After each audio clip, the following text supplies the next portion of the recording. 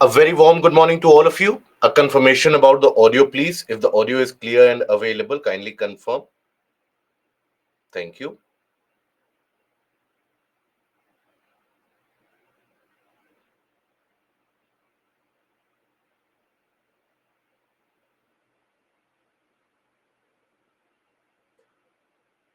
Good morning, everyone.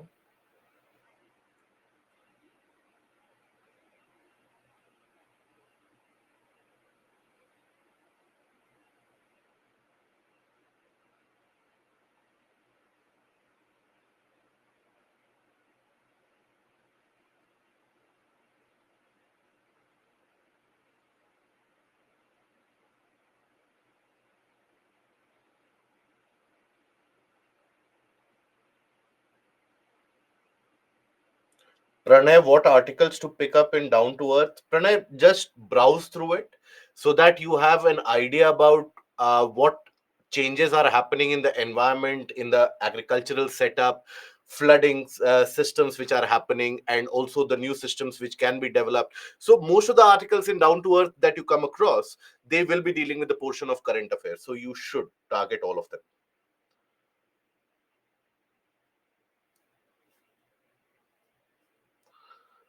Parshuram, we will be done with the session by around 11:30 or 12, and till that point of time the modern history sessions would start at 10, but only the introductory part would be covered by that point of time, so you won't miss much of it till that point. Don't worry about it.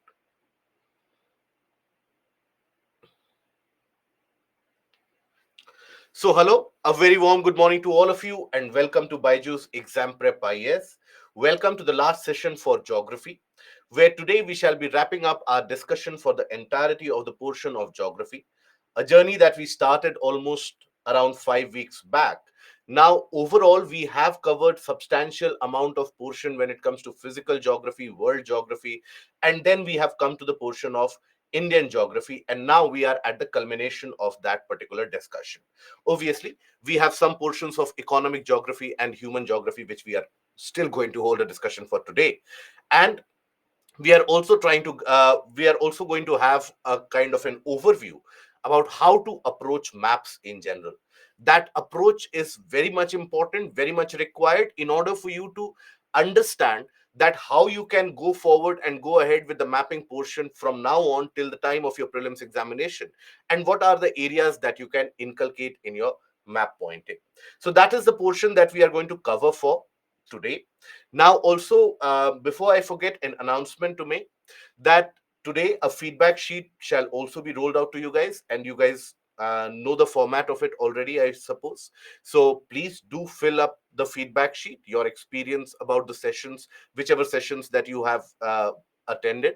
Please do fill the feedback sheets as well. Now, continuing from the portion where we left off yesterday, in minerals and industries, we had been discussing about the various different minerals and their distribution. So now we come to the portion of industries and the location of industries. When it comes to industrial policy and also the aspect of the various different clauses in the industrial policy, how it has opened up the various sectors, etc., that is very much in the realm of economy. So that is something that you would be covering in the portion of economics. Now, here we are going to cover it only from the geographical standpoint of view, and we are going to have a brief overview about the fact that what are the factors based upon which the industries choose a particular location. So that is something that we are going to stress upon, and then we are going to move into the population, settlement, and transportation portion. So when we talk about industries, the basic classification of the industries is done into the primary, secondary, and tertiary sectors. Now, this classification is done based upon what are the types of, for example, raw materials that the industries use. What is the amount of value addition that they create when they, for example, let's suppose they manufacture a product. So, from the raw materials to the finished product, the amount of value addition that they do, and also the type of finished product that they come out with. Based upon that, you have the classification into primary, secondary, and tertiary sector. When we talk about primary industries, these are the industries which have almost a minimal amount of value addition which is done. And these primary industries, for raw materials, they will generally use the natural resources which are present. For example, when we talk about the agro-based industries, when we talk about fishing sector as an industry, when we talk about mining as an industry, quarrying. Now, in all these different types of industry, it is the natural resource which is the raw material. Coal washeries, for example.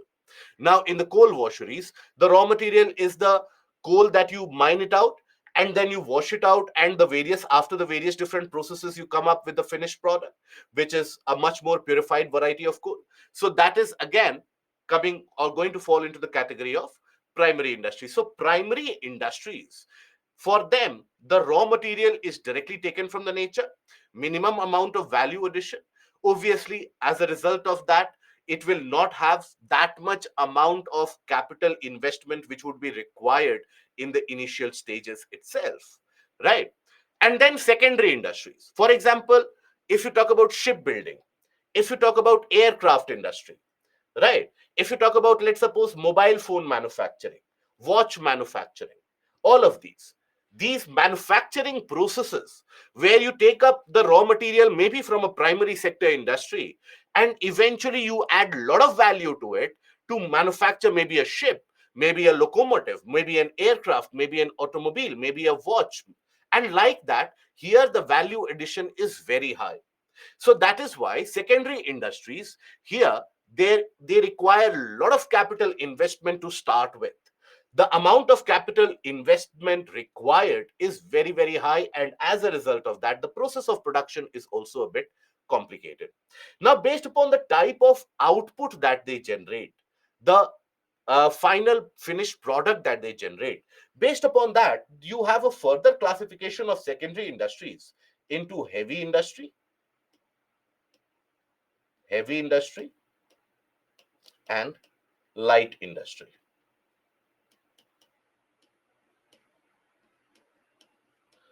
Heavy industry will be those, for example, heavy chemicals, for example, when you talk about shipbuilding, aircraft manufacturing, automobile manufacturing, locomotive manufacturing, wherever the finished product requires a lot of value addition, as well as at the same time, the finished product is quite bulky out there.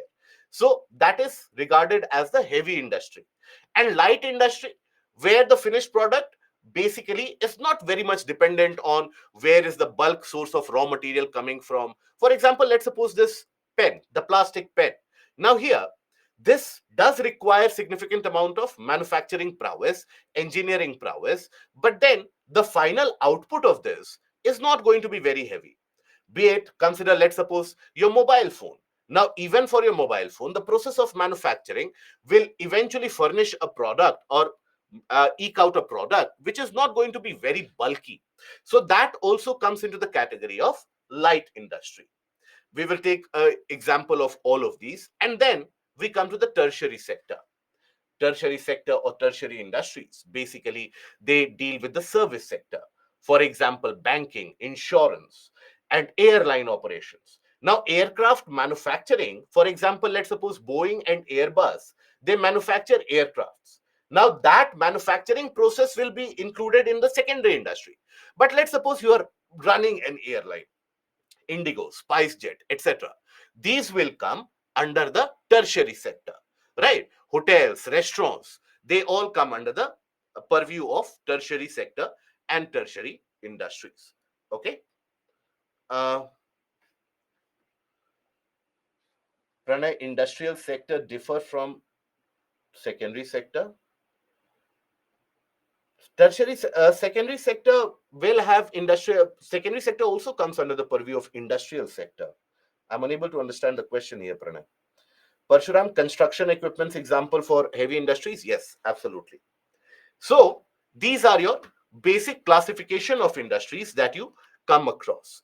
Primary industries are usually very simple industries involving processing of raw materials to give input goods for secondary industries.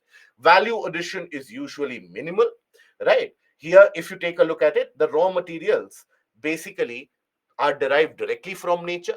It is not as if some other industry will manufacture something and that will be used as a raw material in primary industries, right? So coal mining and washing, oil refining, flour milling, metal smelting, stone crushing, all these, here the value addition is basically minimal. And the value addition is dependent on the type of material that you end up using. So agro-based industry, mineral-based industries, fisheries-based industries, all of them, they fall under the category of this primary sector or the primary industries. Now, when we talk about the secondary ones, they are a bit complex and they take input generally from the primary industries. For example, when we talk about manufacturing of ships, large ships, now when these ships they get manufactured, now they would require significant amount of steel, isn't it? Now that steel is derived from where? From the primary sector, and then it is put up into the secondary sector as raw material. So they take mostly the raw materials from the primary sector and they add significant value to it. So value addition is very, very high. The amount of value addition which is carried out is very, very high. So that is why the production process in itself is a costly one. Production process of production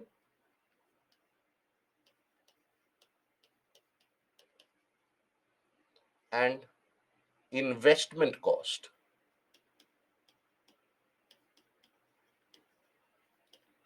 Investment required is very high. Can we say that the raw material production industries are primary sector? Mostly, yes, Parshuram, yes. Now, that is why secondary sector industries require a lot of investment. And oftentimes you will find that these particular industries, they have a significant pollution causing potential as well. It is not as if pollution is not or cannot be created by the mining industry or the primary sector. But in general, if you take a look overall across the board for the polluting sectors or the polluting industries, secondary ones and secondary industries will have their name figured out in that. Okay, so here the classification is further done based upon the type of finished product which is furnished, as we have talked about.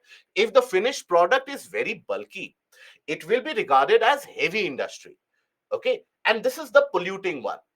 Okay, so heavy industries are identified by the nature of the bulky product or the very high capital inputs which are required.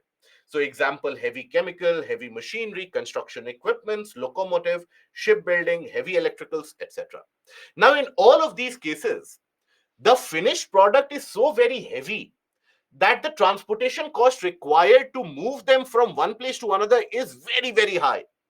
That is why in majority of the cases, you will find that this industry is located closer to the market source, so that raw materials you can bring from far away hinterland, but the finished product you immediately give it out to the customer. For example, when we talk about building of ships, now if you can also build ships inland.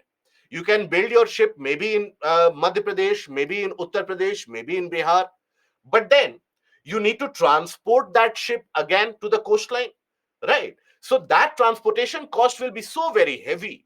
That is why all the shipbuilding yards and the dockyards you will observe, they are situated across the coastal area. That is catering to the market. So in general, as the transportation system is becoming much more efficient, majority of the industries are shifting their base. Earlier, so they would be close to the source of raw material. Now, generally, in general, the trend that you will find is most of them are situated close to the source of supply, right? So that is the case. We will take a further look into the location factor of it, weight losing and weight gaining industry concept also we will understand. But when the finished product is very bulky, it makes sense to reduce your transportation cost and get that industry located where you need to supply it.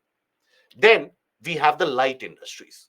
Now, light industries, their location for that matter does not depend on the type of raw material required or how bulky the finished product is, because the finished product is going to be very, very light. So they are also sometimes regarded as footloose industries, whereby they can be located almost anywhere and everywhere depending upon the availability of skilled labor and also availability of in terms of market, right? So thereby you have the footloose industries which are also in the category of light industry. Footloose, if you think about the term footloose, what does it refer to? It is an English terminology. Footloose is not a geographical connotation, it is an English terminology. So when you hear about the term footloose, it basically talks about the fact that, for example, let's suppose something which does not stay in the same place for a long period of time, something which is mobile, something which can move from one place to another very easily. So that footloose industry, for example, again, think about it. Samsung opened a very large store and a manufacturing plant in the region around Noida. Now, why did Samsung choose Noida? Is it because in Noida you will find very easy availability of raw materials? No, you have availability of skilled professionals there, and also an access to the larger market in the form of Delhi NCR. So that is the case of footloose industries. So there, these are those industries which nearly remain indifferent with locational aspect of the plants, and their products are having very high value addition and smaller in size. So transportation is not going to be a headache at all.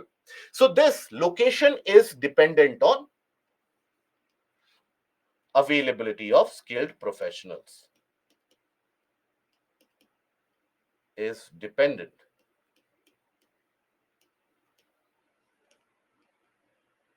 on availability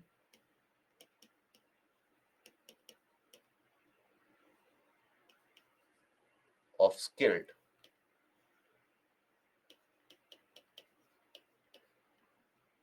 manpower and access to the market. Okay, these become the important and differentiating factors. For example, if you take a look at it, then here, if you think about watch, camera, diamond cutting, precision electronics, so they usually require very small production space and are less polluting and require highly skilled workers. For example, think about it when you talk about diamond cutting and polishing. Now in India, what is the which is the region where you have a lot of that diamond cutting and polishing going on? Which is the area? Good. Gujarat. Further in Gujarat, where? Surat. Very good. So you will find the hub of diamond cutting, polishing, etc. is situated and is located in Gujarat. Right. Now, why do you think that all that diamond polishing and cutting is carried out in Gujarat? Many of the global conglomerates in terms of the diamond industry, they first of all push the raw materials of diamond from the region of Africa, etc., into India, where it is cut, polished, and then it is sent over and exported to the various different markets. That is why, if you take a look at if at India's export basket, then gems, jewelries, etc., they will have their name figured out in the top 10. So it is a substantial amount of export that India does. Now, think about it. Gujarat doesn't have a diamond mine, right?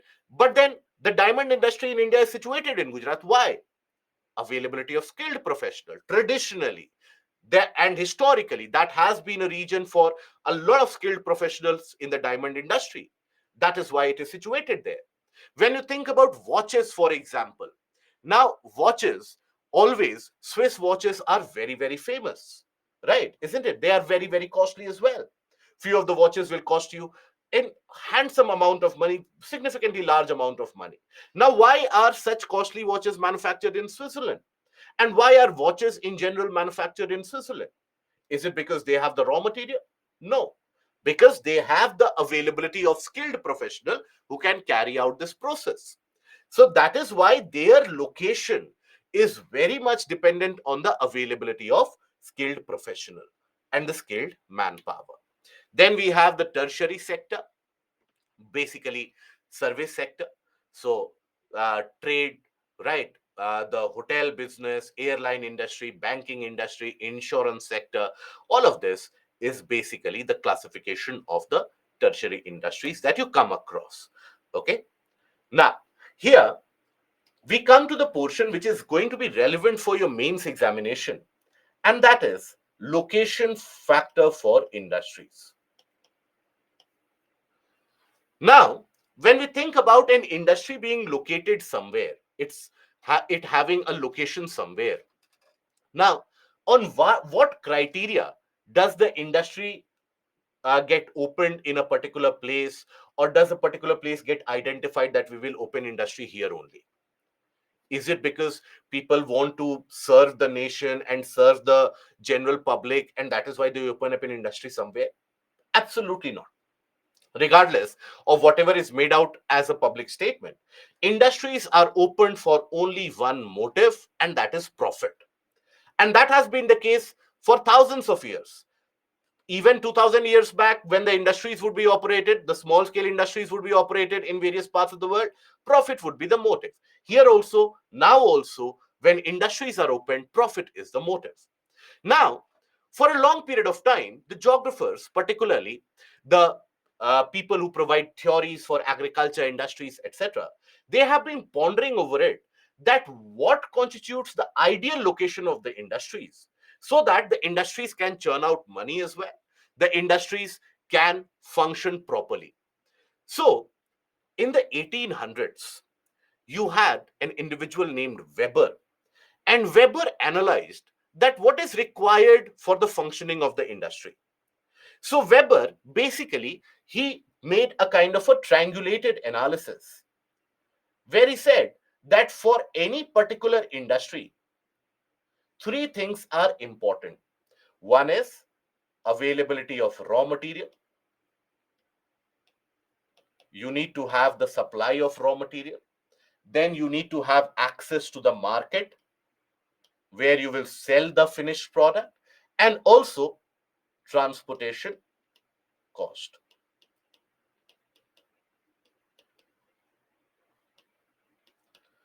So, Weber basically postulated his industrial theory, and in his industrial location theory, he said that these three factors will determine that if suppose an industry is situated very close to the raw material, that means in order to supply to the market, it will have to cover a larger distance. That means the transportation cost will go high. If the industry is situated close to the market, maybe the access to raw materials get distorted, transportation cost might go high. So, based upon these three parameters, Weber came up with the industrial location theory.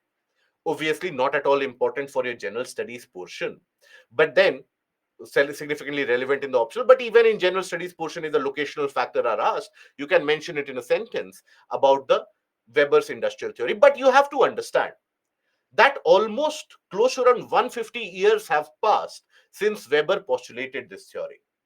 World has changed quite significantly. Now you no longer have to worry that if my raw material or my mine is in Odisha, how will I get the supply in Punjab? Because now the goods train, the freight services have developed so significantly that in one goods train, you can fill it up with all the amount of coal, iron ore, etc. And you can have an iron and steel industry, which is situated very far away from the source of raw material. So that transportation sector in itself, access to market and access to raw material, everything has changed quite drastically in the past 150 years. So now, in the present context and the present realm, let us try to understand what are the factors which influence industrial location. And then we will have a brief analysis of the various industrial zones across the country which are coming up and which have already been established, and the reason why those are designated as the industrial zones. But first of all, raw materials, they still are very significantly important for the functioning of the industries, and they determine the location of the industries. So based upon the raw materials available, industries are classified into two types, and that classification is done in weight losing industry,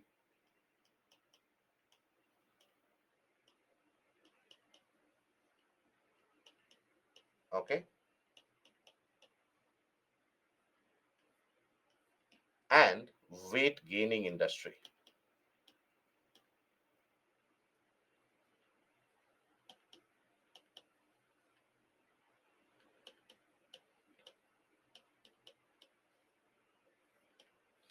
Okay. Now, the name in itself is very apparently clear.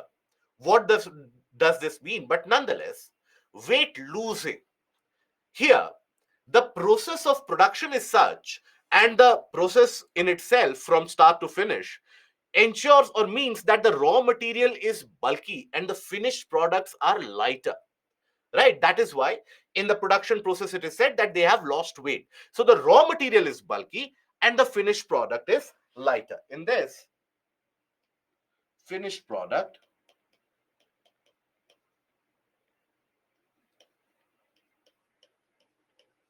is lighter as compared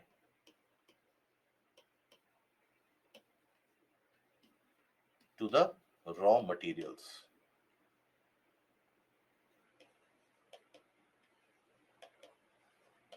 Example, sugar industry,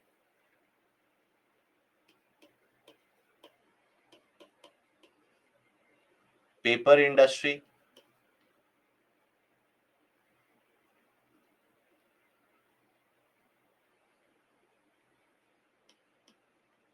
iron ore.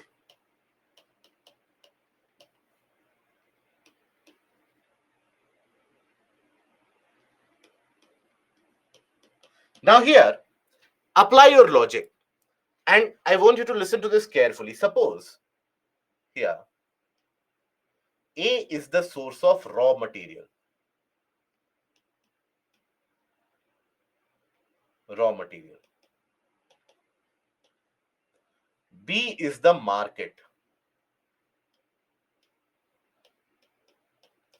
Now you have to set up an industry in such a way so that your transportation cost is optimized, right? So that you don't require much amount of transportation cost to be involved. You have to minimize it. That is when you will generate profit, isn't it? When do you generate profit? When you ensure that overall cost of operation is very, very less. Now, ideally for weight losing industry, should the industry be situated closer to A or should it be situated closer to B? What do you think?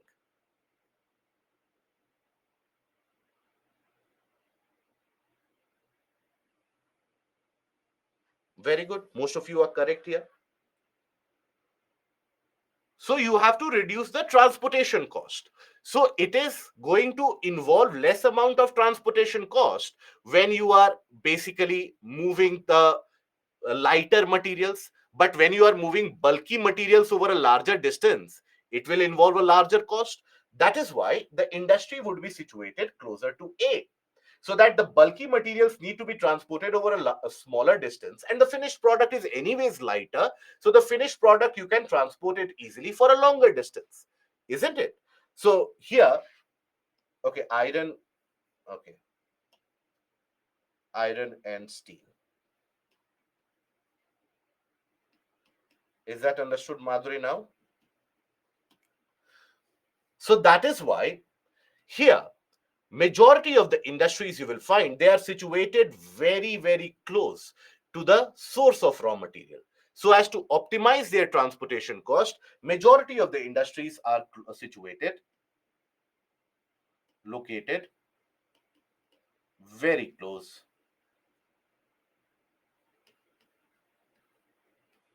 to the source of raw materials.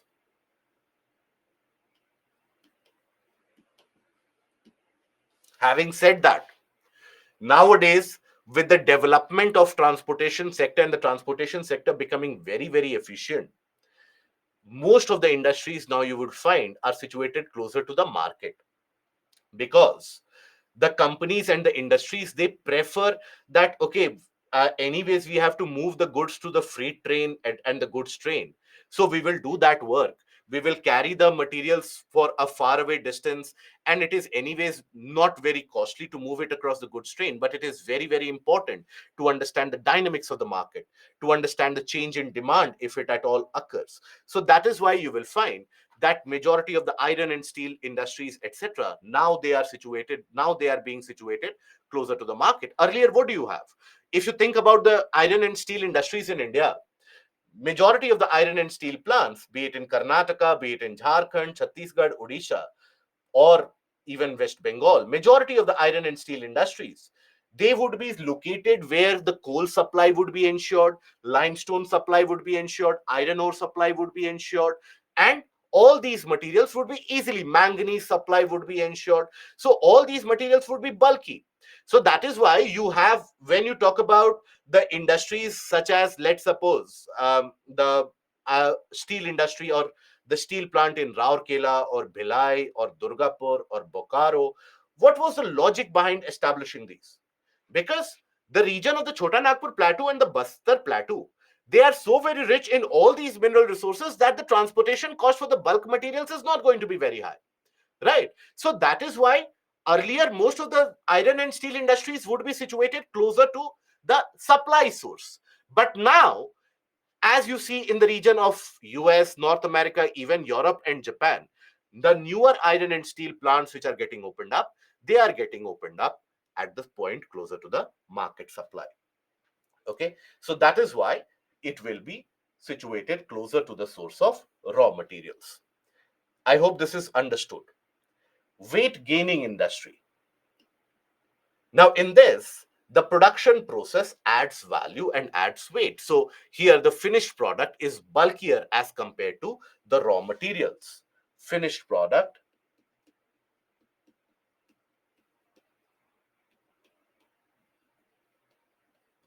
is bulky, heavier as compared to the raw materials.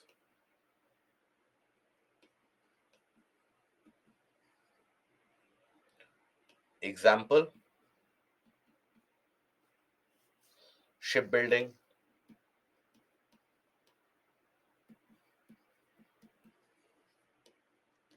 locomotives, manufacturing, right? For example, consider automobiles,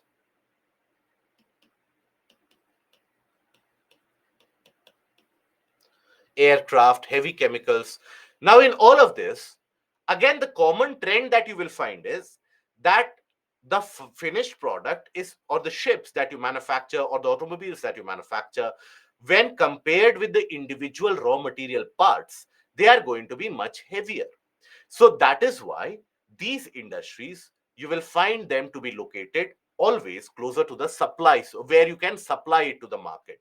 So that is why here you will find the location located close to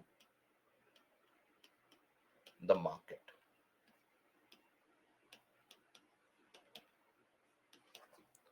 Okay, so that is the case for weight gaining industries.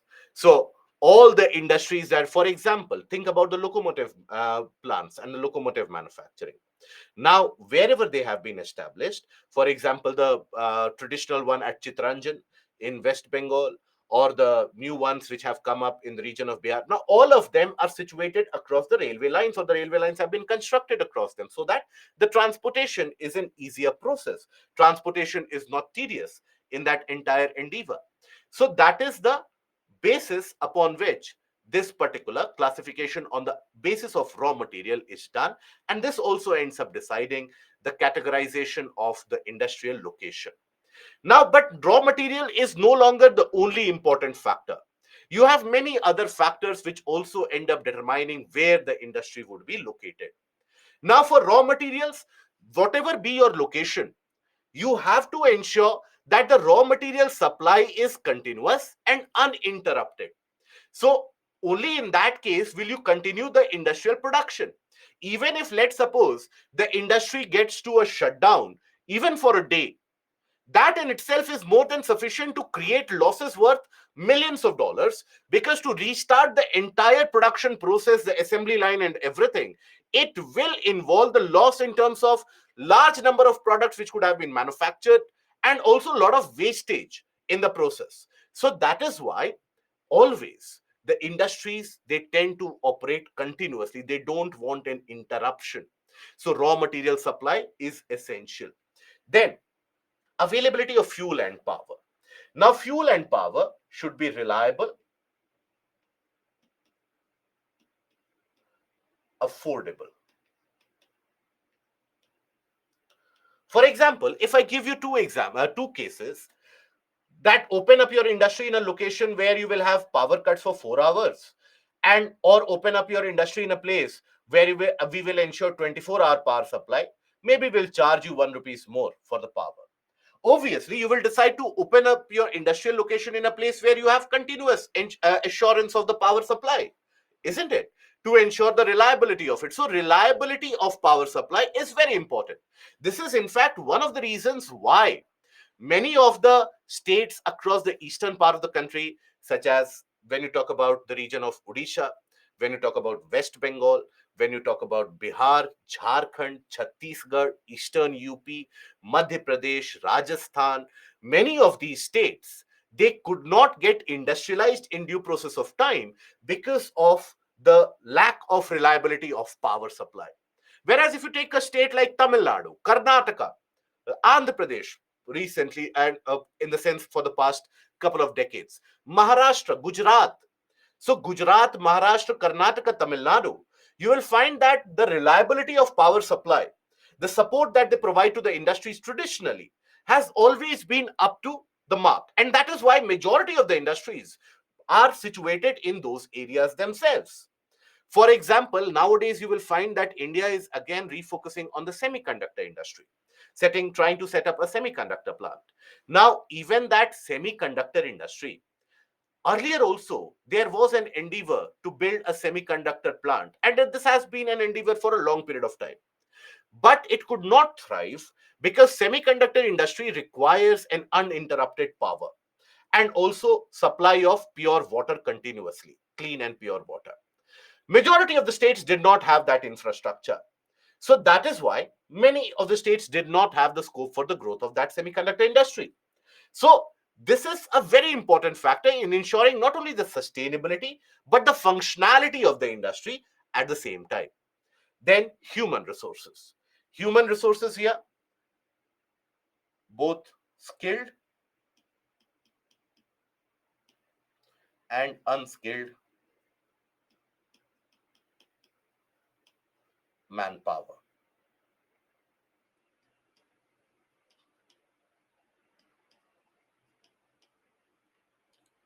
Skilled labor, that is something which all the industries across the world, they are complaining that there has been a woeful shortage in the availability of the skilled labor. Now this skilled labor that you observe, now their availability is very, very less, but majority of the industries, they get situated or located in a region based upon the availability of skilled labor. For example, right now, as late as yesterday, you had a major brawl which opened up between Telangana and Karnataka about the location of a Foxconn plant, right? The Foxconn, which basically specializes in manufacturing of Apple devices, right? So that manufacturing plant and its location, there has been a controversy between Telangana and Karnataka. Now, have you thought about it that why only Telangana or states like Telangana and Karnataka are competing over it? Or if the alternate is being sought about, maybe Maharashtra, Gujarat, and Tamil Nadu will come into the fray. But Foxconn is not even thinking that I will set up a plant in Punjab. Why is it so? Why is it not the case that Foxconn wants to open up its plant in Punjab? Lack of skilled labor or availability of skilled labor in the region of Karnataka, Telangana, Maharashtra, Tamil Nadu, Gujarat. Right? You have a lot of skilled technicians, and in fact, you have a lot of people coming out of the technical institutes, technological institutes, ITIs, engineering colleges, etc. So that creates an ideal pool of for manpower. Right? Now, think about it. Few months back, you had Tesla actively scouting for a location for its manufacturing plant or a factory. Now, even at that point of time, Karnataka was being singled out along with Maharashtra. Why? along with the other factors of fuel, power, etc., favorable government policies, etc., the availability of skilled labor is a must. Unskilled labor is nowadays not that much in demand, but because unskilled labor, their work has already been replaced by the machines that are present, the automated production line, etc., the moving production line which came in. So a lot of work which would earlier be done by the unskilled labor, now that is being put out, right? So that is why unskilled labor, they don't find that much amount of job creation in the manufacturing industry. That is why we always talk about skill upgradation and skilling, which is required in order to make the population uh, eligible to get these various different jobs. Then transportation. Transportation again has to be efficient as well as affordable,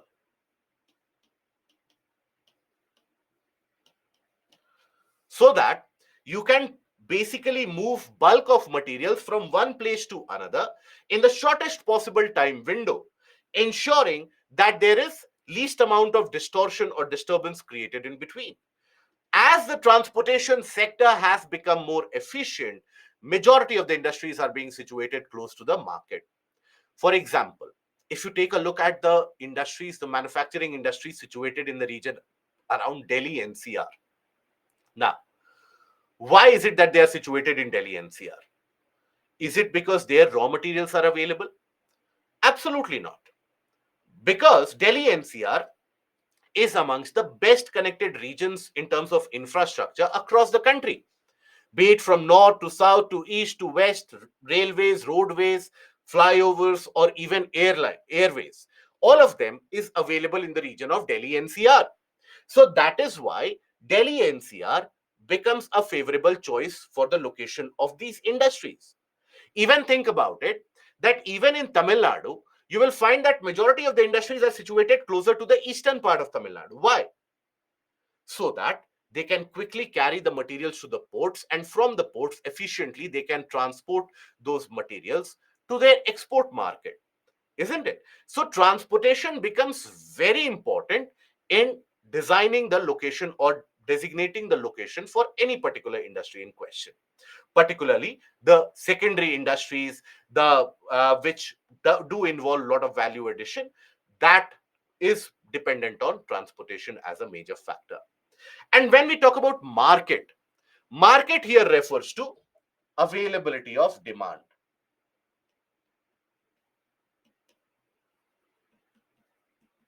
Availability of demand.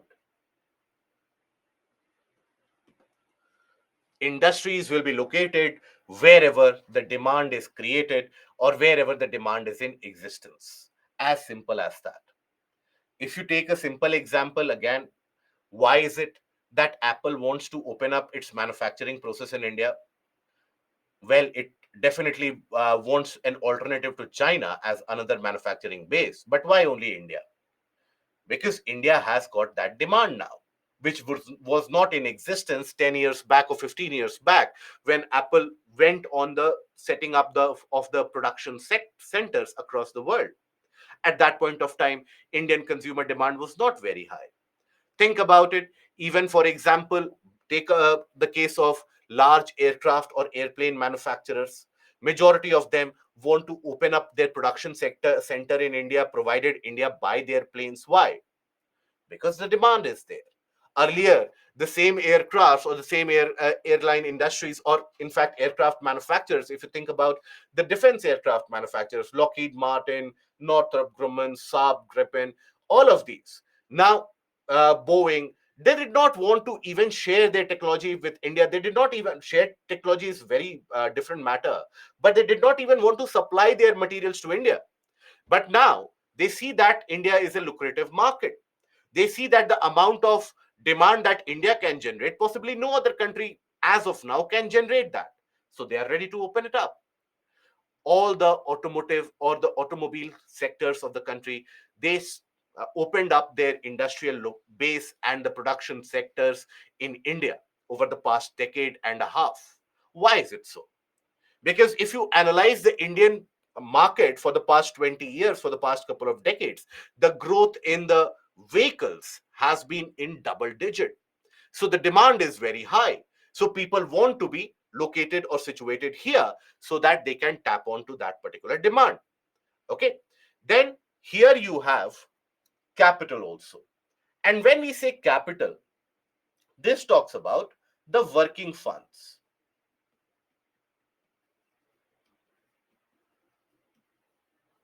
Now, location is also determined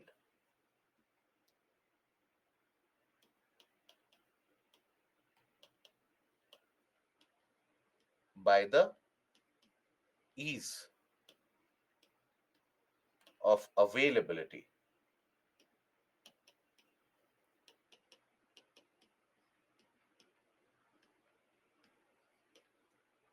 of working capital.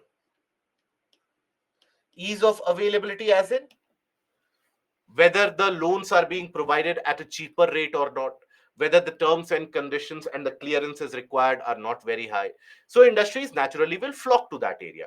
Wherever you have easy money, what is referred to as easy money?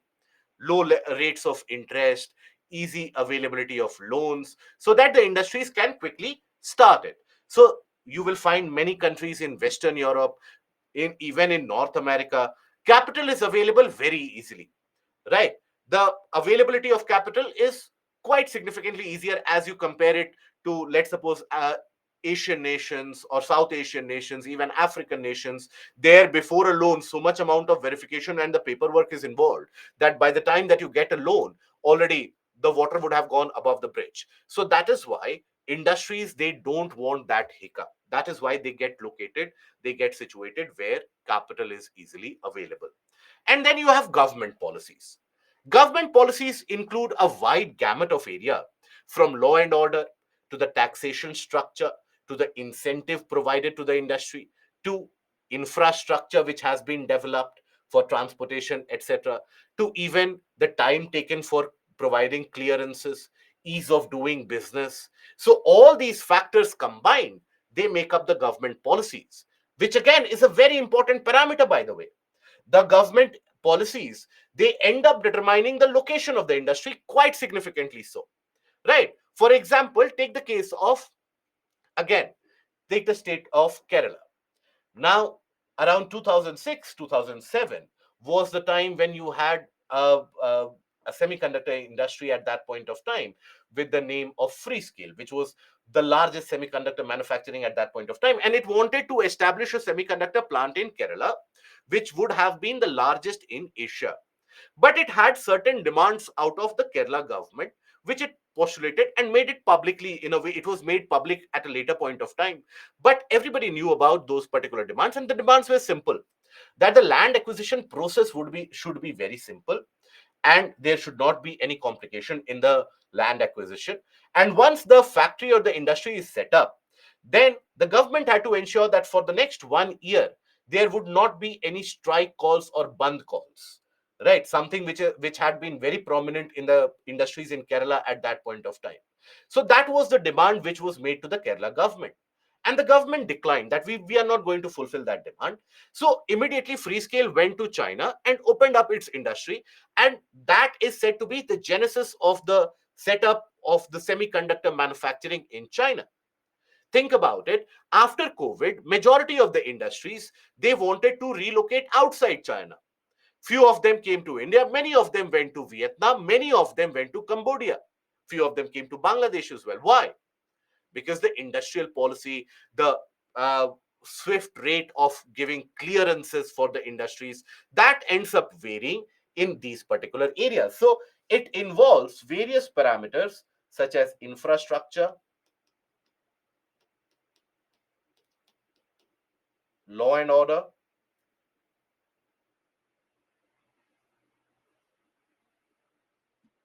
ease of doing business,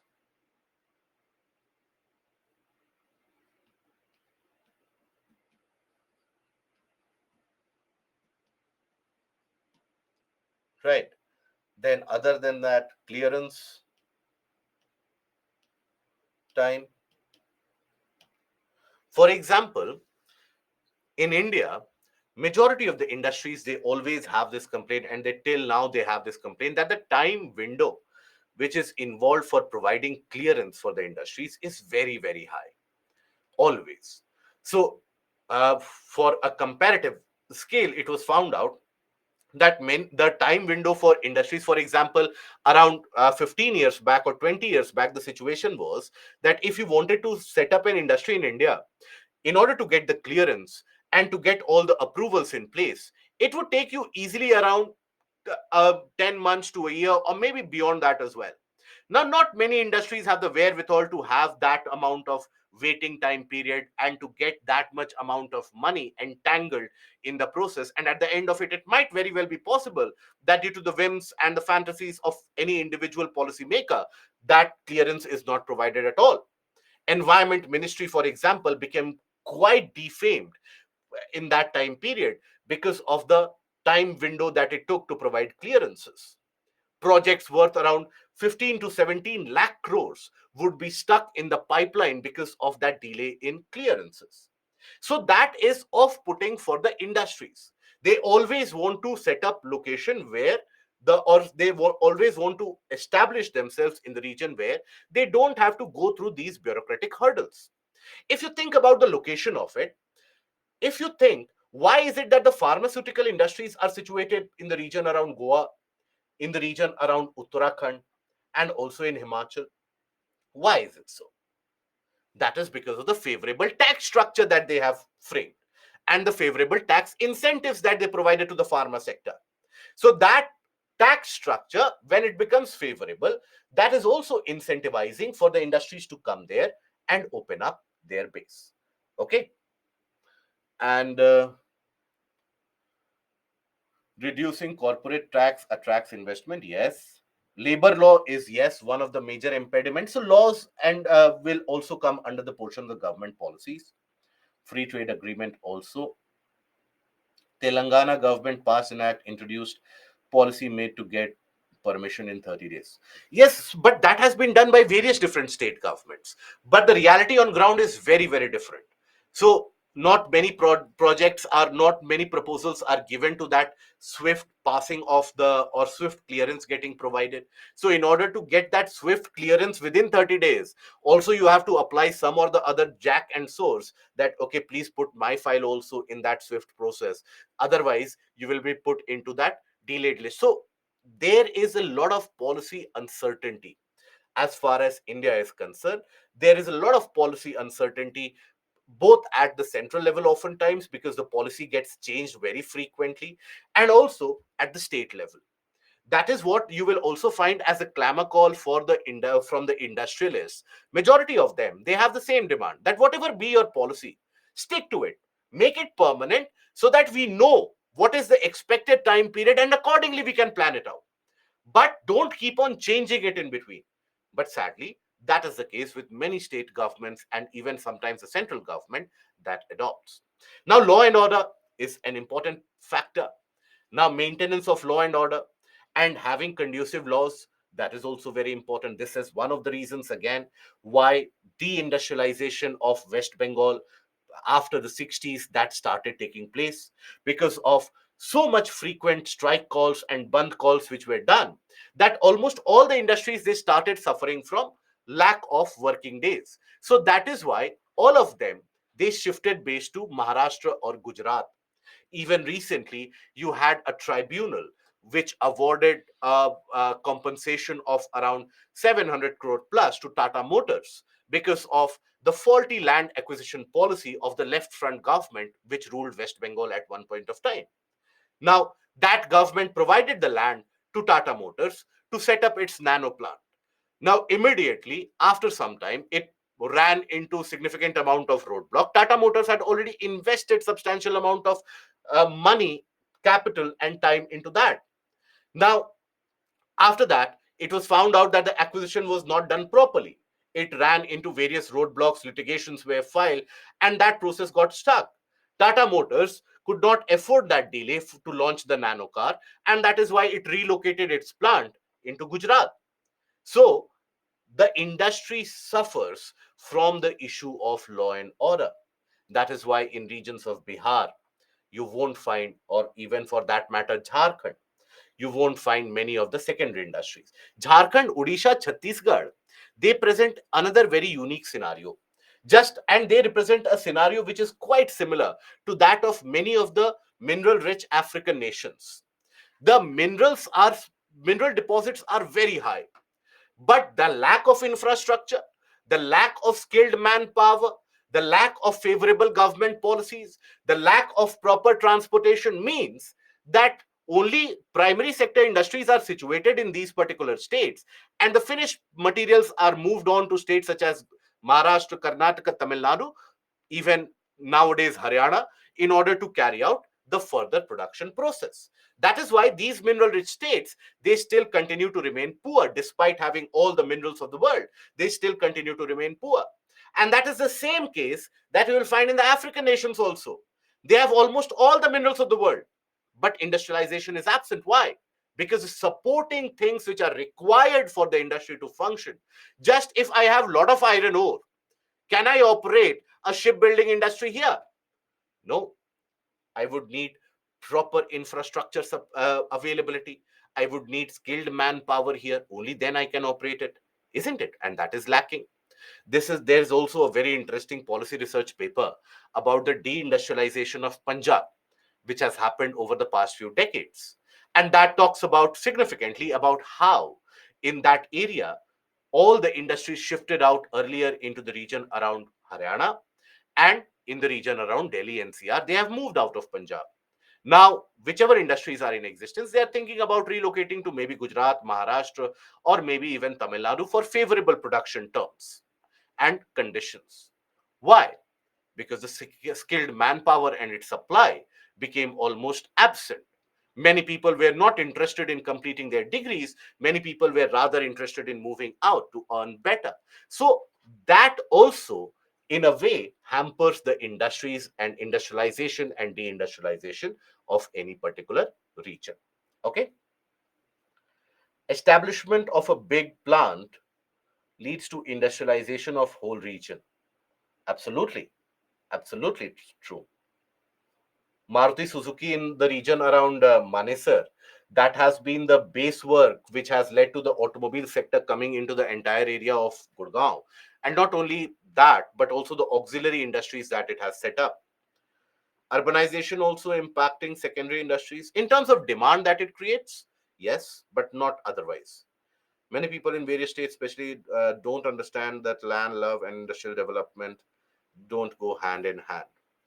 Nikhil, that can go hand in hand if you carry it out sustainably. If you start providing preferential treatment to anyone, then that is bound to receive a backlash, and people see it through. And then people go into a policy of, I don't want any industry. And in India, as was expressed very aptly well in the 2017 economic survey which was released. I hope you all are in the habit or at least planning to read the economic survey. It is very enlightening, very significantly enlightening about the various sectors of the country. In India, we have the stigmatization of capital, that there is a stigma associated with creation of capital. In India, historically, we have seen for the past few decades now that capitalists, they are always seen with a suspicious eye. And that is a part of our colonial legacy as well, because we had seen the East India Company coming as a private entity and looting us, and that uh, basically got built into the folklore and legend, and it got ingrained into our brain. But earlier, if you see the debate, parliamentary debates, if you read through it for the 60s, 70s, and even 80s, you basically had all the people talking about that, okay, the governments, they are working for Tatas and the Birlas, and the Tatas and the Birlas, they are the worst of the world. They only care about money, etc., nothing else. Today, that has changed to Adani, Ambani, etc. Tatas, they are now considered to be virtuous people, isn't it? So that stigmatization of capital is always there. Anybody who makes money, that person and that entity is always seen with an eye of suspicion. And that has been reflected and is being reflected in the various industrial policies that you will observe since independence. For example, immediately after the Janata Party government came into power after the emergency, immediately many of the foreign companies were asked to leave the shore. Why? Because there was always that stigma associated that these companies, they are making money while we are the poor people suffering out of it. We have to understand that creation of wealth is very, very important for the trickle down approach so that everybody benefits. But the approach ideally which citizens want and which people in general want, many of the policymakers also want, is that nobody should create wealth, but all the money should be distributed in the lower region. But where will that money come from? Amazon has so many employees, and Amazon pays well to so many employees across the globe because Amazon has made money, right? Tesla has made money, SpaceX has made money, Microsoft, Google has made money. But in India, you won't find such competing sectors, such contemporaries. Why? And again, if you take a look at the analysis of the industrial growth, again, I'm venturing into the portion of economics. That is something that you will study in economics. If you take a look at the industrial growth of various different companies, compare it to the various other countries as well. Take the case of IOCL, Indian Oil, right? BPCL, etc. Now, these are the industries situated or concerned with the oil market, oil sector. There is no other sector which can be as profitable. Now, a comparative analysis will tell you, and again has had been indicated in the economic survey, that since IOCL, BPCL, etc., had been established, these companies till now have expanded only 2 to 3 times of their original size. Whereas, in terms of their capacity, in terms of the profit that they make, etc. Whereas the contemporary industries in US, Mexico, in the same time period, they have expanded almost 40 to 50 times. Right? So that is because of the various different government policies, which in a way stymies growth, which ensures that not much capital is created. You have the government sector jobs which are provided in all of them. And in government sector jobs, we all know why there is such a mad rush for the government sector jobs, because there is security that today I don't want to work, doesn't matter. So that also brings about a lower level of efficiency, and that in a way reflects in the industrial location in the long run as well. Okay. And many cinemas also influencing people to think against industry. But then always understand that cinemas are nothing but a reflection of the mindset of the society. It is not as if cinemas, they conjure up a fact from somewhere. What the society feels, what you and I feel generally in the masses, that is reflective in the cinema as well. And that stigmatization of capital is really present from today onwards itself. Use this particular term in your mind and analyze it. You will come across news stories for the next 1 year and so, right, about this particular industry in controversy, this particular industry. You will always find that the media report, the media news, the media channel, they will never in a way support the industrial sector. Why? Because they know that the general public doesn't support that as well, because the general public gains some amount of pleasure when they see a downfall of an industrialist. That guilty pleasure is still present. And it is also, there is also a research paper about it, about how the so-called countries of which followed the path of socialism and communism, so those particular countries suffer from it. Russia suffered from it as late as 1990, till the USSR basically got fragmented. And at the point of time of fragmentation of USSR, everything was government owned. Everything was government owned. One of the major opposition that we have presently for the industries is that it is getting privatized. It should be government owned. USSR was a state where everything was government owned, from agriculture to production, everything, because it was the ideal communist society, ideal socialist society, which was sought to be established. By the time of the disintegration of USSR in 1990, the situation came to the verge where people did not have enough food to eat. Right? Think about an agrarian region such as the western part of Russia, which is the grain basket of the world as of now. People did not have food because that involved so much amount of inefficiency in the government policies. well, if you run a government like what they do in China, where in one go, Deng Xiaoping fired close to around 1.8 to 2 crore people from government jobs. Can you even fathom a situation like that in India, where 2 crore people are fired from government jobs? Absolutely not. Whosoever is in government will not only lose power, but will might also lose their lives at the end of it, right? But China did that. China can do that, right? So in those areas you will always find that, okay, the government sector also works, but China also had to open up their sector of economy to the foreign investment way back in the 70s itself. That is when the growth happened through the 80s. India also, when they opened it up, the we opened up our sector to the world in 1991. That is when the growth started coming in. Otherwise we would be the country which was already always regarded as the Hindu rate of growth, because our growth rate would be around 2 to 3%. It would never be high enough, right? But that growth happened after the creation of capital began in the 1990s. So, and IT sector started making money, and people, general citizenry, they could not always associate that stigmatization with the IT sector, because they could not associate how much money they would make. So IT sector had that advantage of running under the radar for a very long period of time, and it benefited from that. But manufacturing sector could not, because there you have that stigma associated. So from today onwards also, I want you to keep this in mind and observe the news around you. You will find out there is a stigmatization of the capital. There is a stigma associated with capital creation across the country, which is reflective even in the policy decisions that are made either at the state level or at the, in many of the cases, central level as well. Right? And red tapeism, yes. Trying to achieve economic parity seems to be misplaced aim of India since independence, instead of focusing on poverty alleviation. Yes. And economic parity is all but a kind of a myth. It can never be achieved. Once you understand that, there will be much more clarity that everybody should earn the same. That can never be achieved. Because if you pay everybody the same amount, chances are that some other individual will start working harder, and they will try to make more money. They will rise up the economic ladder, social ladder, and again there will be inequality. Inequality is the essence of the economic method of production in the modern times, and there is no denying that particular fact.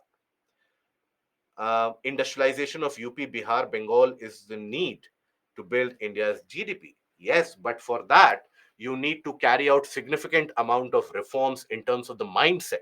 See, just holding the conclaves and inviting the industrialists, they will promise you night and day, and they will never open up the industries there, because they don't carry it out, regardless of whatever any industrialist tells you in front of the camera.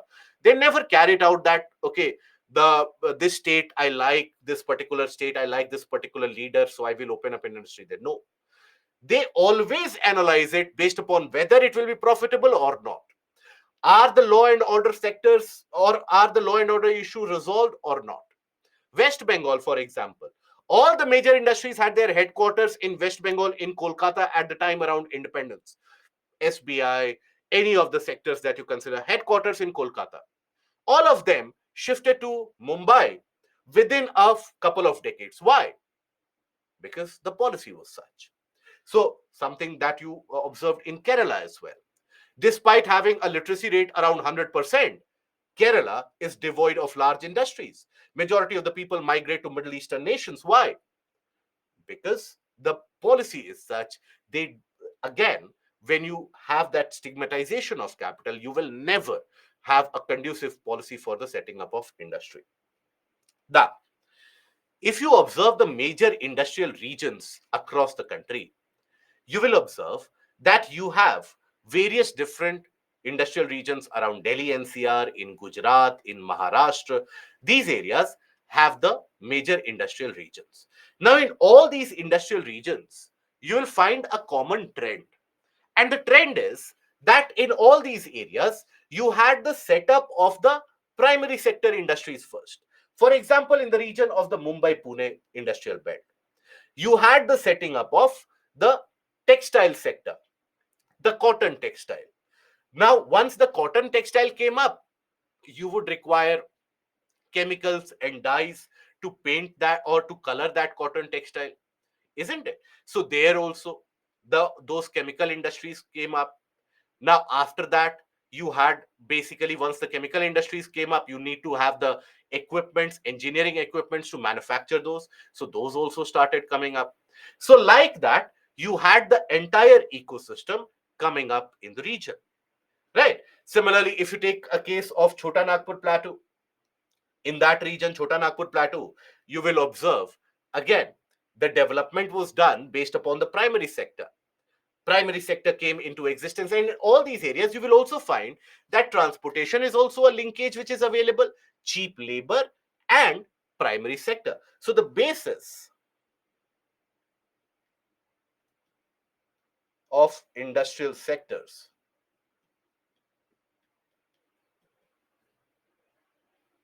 if you analyze, has been availability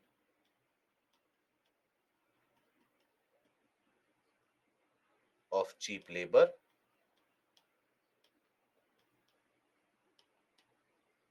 okay, transportation facilities, and also base setup by primary industries. For example, the Bangalore Tamil Nadu region. Here, the base was set up by the silk industry, which established itself in the entire area, and availability of power was already there, always there.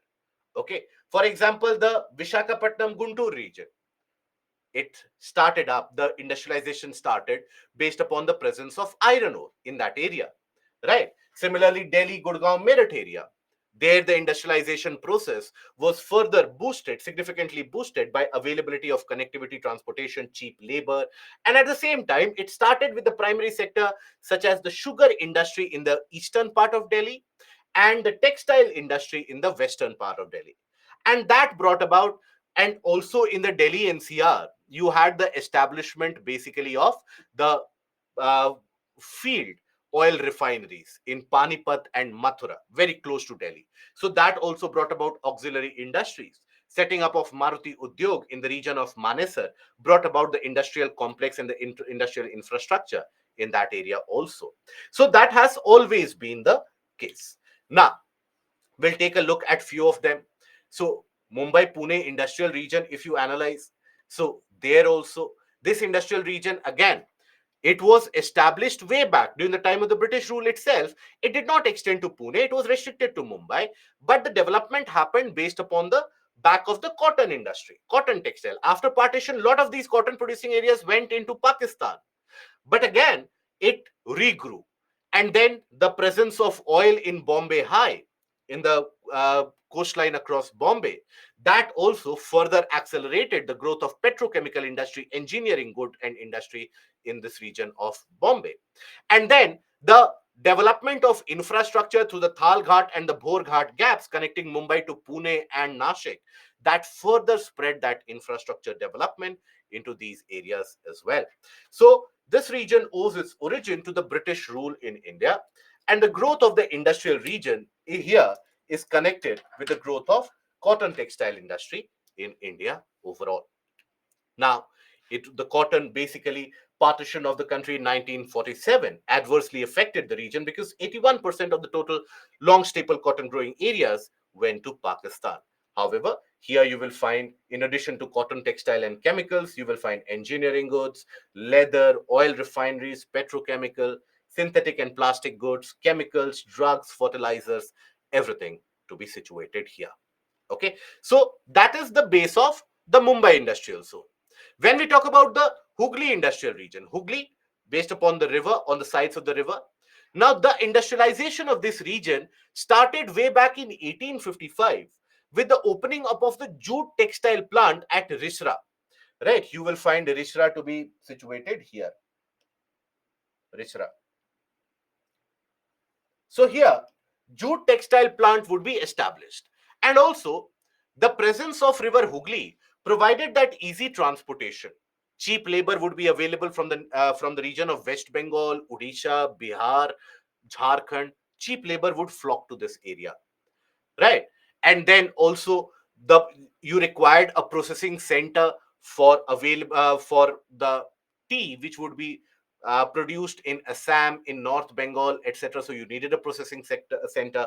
This served as the processing center. Coal, iron ore would be easily available from the mineral rich region of Odisha and Jharkhand. So that also would be provided.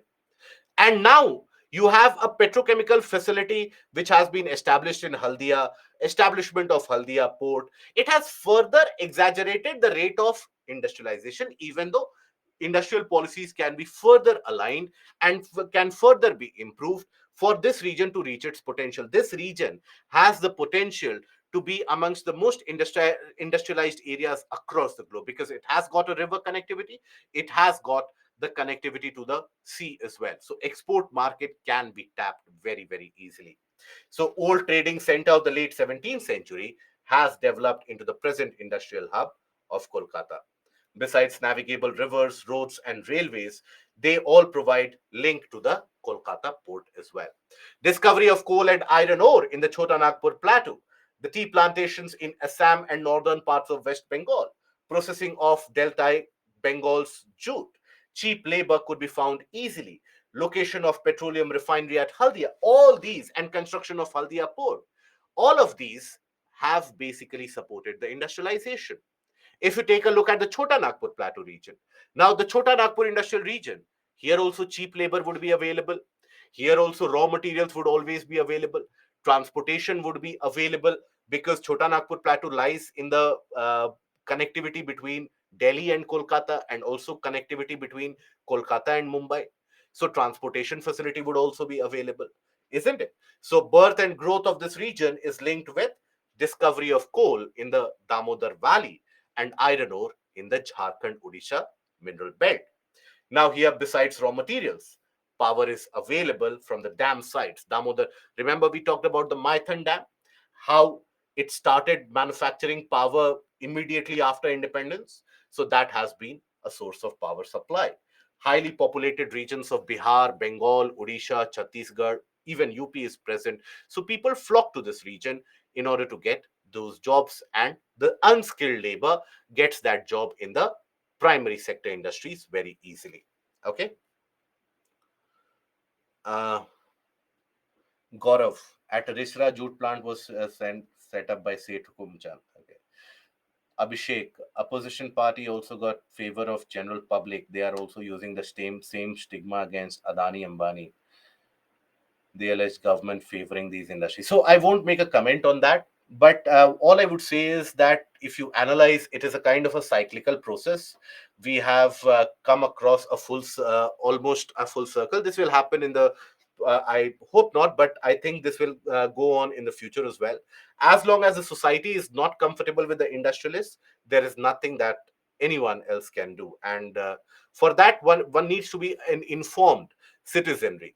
As much as awareness is created, wherever there is any misdoing or wrongdoing, it should be punished with the strictest of the terms. But then unnecessary mudslinging, etc., should not be carried out. How we would see the decline of Tata Nano production, which was due to the government in Ireland? Yes, but the Tata Nano, the production process was shifted to Gujarat, and the failure of Tata Nano is something attributable to something different. But yes, that tells you, for example, take the case of few of the cases of steel sector. ArcelorMittal wanted to invest in Jharkhand, set up $1 billion plant, could not set up because of the government policies. POSCO Steel wanted to set up its plant in Odisha, worth around $10 billion, could not set up because the NGT did not give a ruling, again based upon certain political issues. Right. So free scale, I have already told about Kerala. So like that, there has been flight of capital which has happened earlier also. Now, the Delhi, Gurgaon, Delhi Meerut industrial region. Now, this region, as I told you, developed on the backdrop of industrial development happening both across the eastern and the western part. If you take a look at the eastern part of Delhi, from the region around Ghaziabad, Saibabad, to the region around Meerut, Modinagar, Muradnagar, etc., these areas historically would be the sugar producing centers. So, sugar mills would operate in that area. Now, that set up the industrial base. Easy availability of power in the region around Delhi was always ensured. Then in the region around Sonipat, as you move from Sonipat, Panipat, etc., all the way till Ambala, this entire region, entire belt had the setup of the textile sector, and the textile industry would be operating very nicely.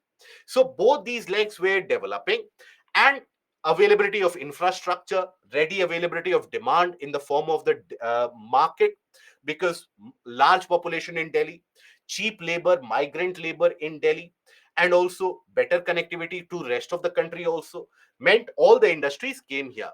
Now, once Maruti Udyog set up its plant in Manesar, that established the base for the heavy industries in that location, and also many of the light industries came there.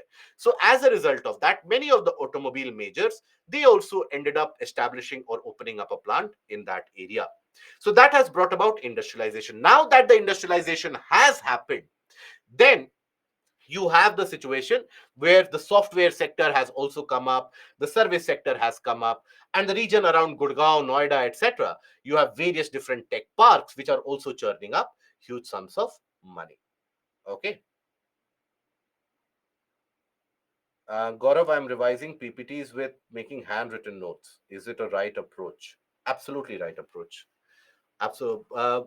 Revision, for revision process, what you should ideally do is the PPTs plus, if you have made out your notes, fair enough. After that, after the sessions are over, if possible, take a look at the recorded sessions again, or the recorded tablet lectures that you have. Take a look at that, any of them, and go through the entire thing once again. Okay, you will have a much better understanding of all the concept once again. It will get clearer. The second time when you read it, it becomes much more clearer. Now, having said that, now we have seen that in this entire map of the country, the industrial regions, they are restricted to certain locations here, here, here, and so on. That is where the industrial regions are restricted to. And that means these are the growth centers of the country also. These are the areas where growth is happening, where development in certain cases are happening. But what about the regions here? What about the regions here? They don't have enough infrastructure. They don't have easy connectivity. So that is why there comes the concept of establishing an industrial corridor. What if we build a kind of a corridor in the sense that infrastructure facilities, quick transportation, easy availability of power, water supply, etc. So all the facilities you provide in the intervening region connecting to industrial regions, so that people in this area can also end up manufacturing something, send their products to Delhi, send their product to Kolkata, and export it all also. So that is the concept of industrial corridors. Okay, so when you talk about industrial corridors overall, here they offer effective integration between industry and infrastructure. They end up connecting various industrial zones. So you will have high speed transportation network, rail and road, ports with state of the art cargo handling capacities and facilities, modern airports, special economic regions or industrial areas where production process can be carried out, logistic parks, transshipment hubs. So all these, they are there to promote. All of this is built to promote or to encourage the production of the industrial goods and the overall industrial processes also. Okay, complementary infrastructure, that also would be provided. So these are your major industrial corridors. But in these industrial corridors, rather than rote learning the map here, I would suggest to you that again, keep your ear to the ground for the current affairs and the development which is happening. Any of the industrial corridor which is in news, maybe uh, implementation has begun, or maybe allocation of money has been done or fund has been done, chances are that that will be relevant even for your examination. So keep an eye out for that also. Okay. Any doubts in this till now? Indian employment in government industries for 75 years seem to be a bubble. That is true. Disguised employment is significant. I hope that Air India does well under the new ownership, so that it gives a model template for the various different companies, organization further on. So here I have attached a list for the metallic and non-metallic minerals and the location and the regions where they will be found. So this is only in case you want to rote learn it, but ideally I would suggest to you, don't start learning the list. Try to go for the analysis of current affairs, and that current affairs will lead you to the areas which are going to be pertinently important or relevant, if at all, for your exam. Coming to the module of population, settlement and transportation. Now, this is a module which is relevant only for your mains examination. And here the questions which are asked for mains.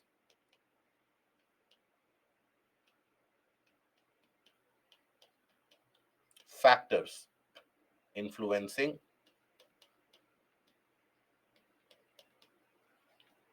migration, issues of development, urban development. Okay. These are the areas from which questions are oftentimes asked. And I always maintain, for this, you don't need to read or ratify any book. Whatever you have experienced around you from your childhood days, that will be more than sufficient. Just bring that to paper, because whichever urban area you are living in, whichever place of the country you are living in, you would have seen various different issues for development in that area, various different bottlenecks which those areas face. You would have encountered that. All that you need to do is bring that to the paper, right? And that is sufficient. For example, the large amount of migration means that development of slums will take place. That means the floodplains of the rivers will get destroyed. There will be urban pollution also, urban flooding also. That is common across all the urban areas, right? So those kind of questions are asked from this. And again, current affairs is something that you have to stick on to. Okay. Especially for the transportation sector, nobody is going to ask you what are national highways, but they are going to ask you what is the requirement or what is the benefit of having fast communication or fast transportation. But again, for that, you don't require the book. The book will not teach you that. You will need to understand that if you are able to move very quickly between different places, that means there will be a decluttering of the urban population in one area. People can carry out economic activities at far off place, and it brings about economic growth in multiplier effect. Now, having said that, let us cover this topic. We start with the portion of population. Now, when we say population, now here, population means the number of people in a geographic area, in any particular given location, geographic area. The number of individuals that you have, that is the population. Now, across the world, the population is not distributed uniformly. You have many large areas of the planet which are not inhabited, right? Where you will find a substantial lack of population for that matter. Very, very large areas. Now, that is that means you have certain areas which are densely and overtly populated. For example, eastern portion of China, very densely populated. Northern plains of India, very heavily and densely populated. But take a look at eastern Siberia, almost no population. Western Australia, almost no population. Northern Canada, central Canada, almost no population. Greenland, almost no population. So that is why population is basically skewed in terms of its distribution. Amongst the population distribution across the world, you'll find that the maximum population concentration is present in Asia, which also turns out to be the largest continent, by the way. The largest continent is Asia. So here you will observe that the population is highest. Asia in itself has close to around 60% of the global population, right? And when we talk about Africa, it represents around 17%. Africa's population is increasing as Asia's population is set to stagnate and reach a kind of a fixed amount, fixed quantum in the coming days. Africa's population is increasing. Look at the density of people per square kilometer. In Asia, you have many areas which are having absolutely less amount of population, but still the average density of population is around 146 people per square kilometer in Asia, right? But take a look at North America, 20 people per square kilometer. Obviously, the problems, the priorities always will be different. The problems that people in North America will face will be very different because you have 20 people living per square kilometer. It is easy to cater to that. But in India, for example, India, China, population density is so very high. We need different solutions to that, right? Now, even in India, if you take a look at the population distribution, mostly you will observe that the population density is significantly high in these areas. Here, here also. So in plain areas where the land is fertile, population density is very, very high. Okay, other than that, you will find the population density to be high in the urban regions, in the urban production areas or the urban metropolitan areas. There you will find the population density to be higher. Okay, so there are various different factors which will influence the distribution of population. That can be divided into geographical factors, economic factors, as well as the social and the cultural factors. So for example, when we talk about the geographical factors which will influence the where is it that people decide to live, right? So when people decide to live somewhere, that decision would be based upon certain parameters, certain factors. So you have in those geographical factors, for example, climate. People don't prefer, ideally they don't prefer to live in extremities of climate. Larger population will live in an area where you have moderate climate which is available, isn't it? Then after that, availability of water. Now, fertile land,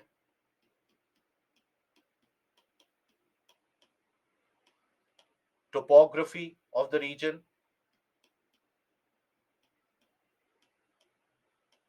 Generally you will find more number of people living in the plain areas as compared to the plateau regions or as compared to the mountainous areas or hilly areas. More number of people will be living in the plain regions, isn't it? So that is based on the geographical factors. Water availability is a must. If water is not available, population won't live in that area. Then economic factors. Economic factors are the most predominant one nowadays. You should have the economic opportunities to provide for yourself and also your family. That is a prerequisite, right? So economic factors here talks about economic opportunities.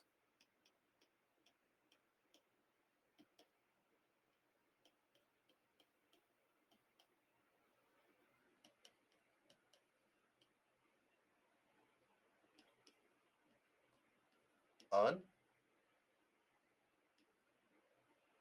livelihood and ensure the upkeep of themselves and their family.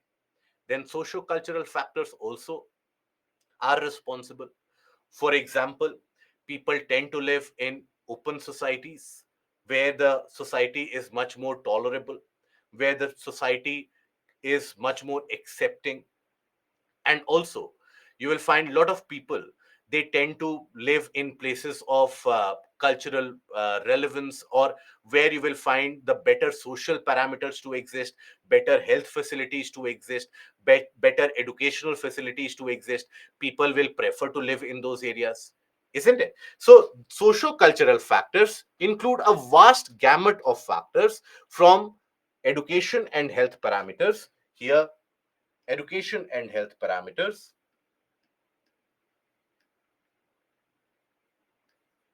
education, all the way to religious and cultural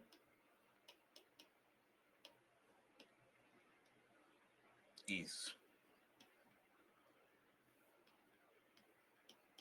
openness of society. These become important parameters in determining the distribution of population across. But then, when we talk about population growth is what? The change in population which is observed in an area in a given time window. That is population growth. Population growth can be both positive as well as it can be negative at the same time. Positive in the sense that if the population of a region increases, that will be positive population growth. If in a region the population has decreased, that will be your negative population growth. So here you will find that population growth is dependent largely on the birth rate and the death rate. So how do you carry out or how do you calculate what is the growth of population or what is the change in population in a region? Find out how many people have been born in that area. Subtract that number with the number of people who have died in that region. So you will find the change which has happened in the population. Birth rate minus death rate gives you population growth. So you have two factors, natural growth and actual growth. Natural growth refers to birth rate minus death rate.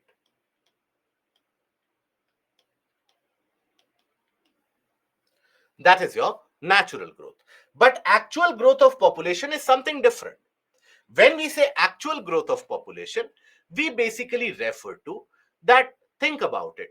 For a city like Delhi or for a city like Bangalore or Mumbai, the change in population is not always going to be the case that, okay, these many people have been born, these many people have died. So that is the growth of population which has happened. No, there would be many people who would have moved out of, let's suppose, Mumbai or Bangalore to maybe Delhi, or maybe they would have moved out to some foreign country in order to find better jobs. Similarly, you would have large number of people coming to Bangalore or Mumbai in order to find jobs, in order to find a better life. So that is why actual change in population, if you observe, will be a sum product of birth rate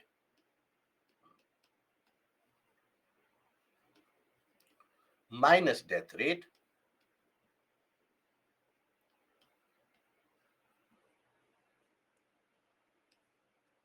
plus people moving in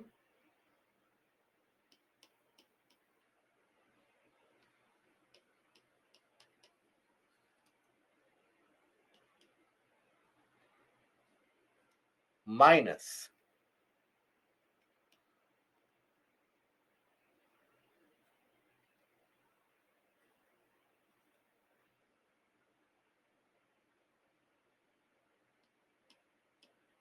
people moving out.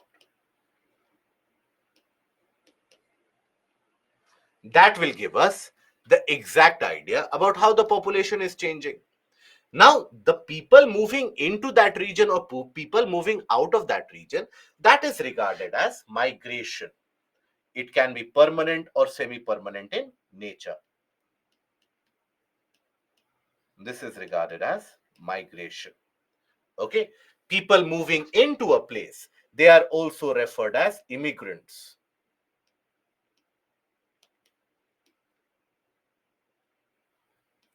And people moving out of the place, they are also referred to as emigrants.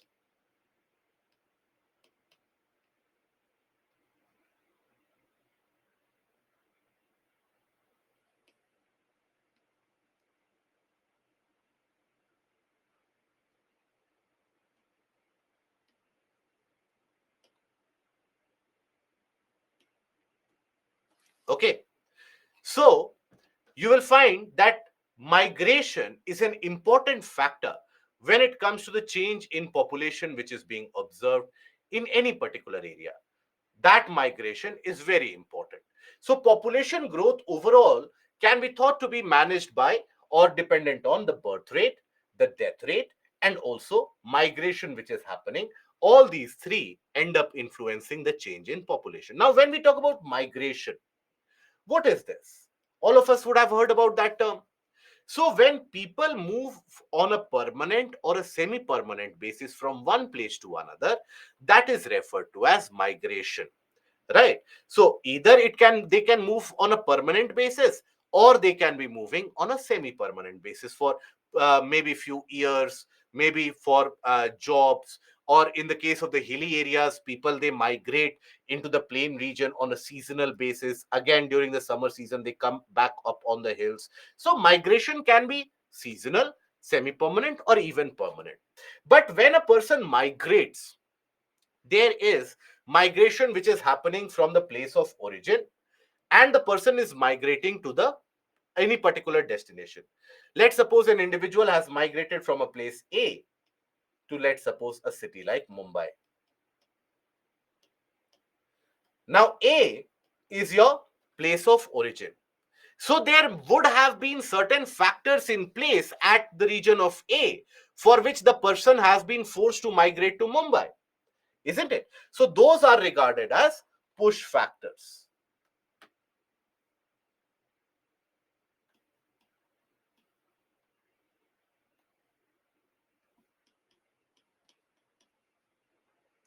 Maybe the job wouldn't have been conducive, or economic opportunities would not have been there. Maybe you would have the geographical factors which would not be conducive enough. But the person has chosen to move to Mumbai, not Kolkata, not Delhi, not Bangalore, Mumbai. So there must be certain points which would have attracted that person to Mumbai, isn't it? Those are referred to as pull factors.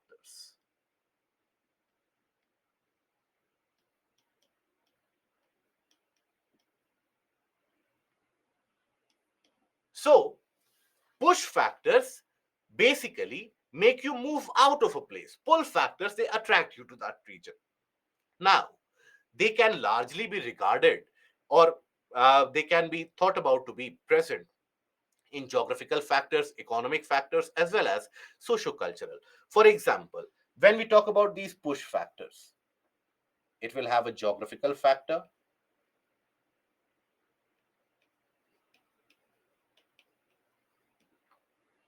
Now, in that geographical factor, here you will have, let's suppose, availability of water. For example, the very famous case of Fatehpur Sikri. Now, Fatehpur Sikri was constructed by the Mughals, and that construction involved an expenditure of millions of dollars in that point of time. But then, immediately, within 70 days, that region was abandoned. People migrated. Why? Because it was understood sustainable water supply could not be ensured there. So that is why people had to move out. So in the face of climate change, availability of water is a major factor, right? So climate, climate change,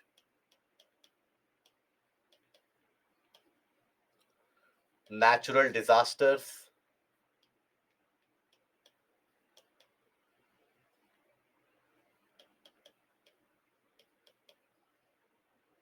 right? Fertility of land.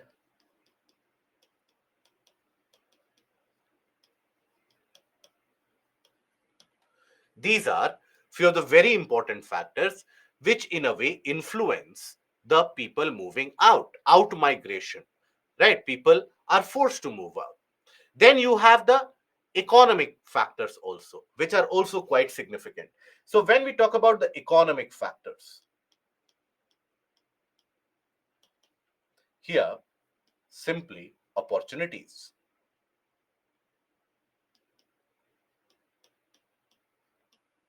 employment opportunities,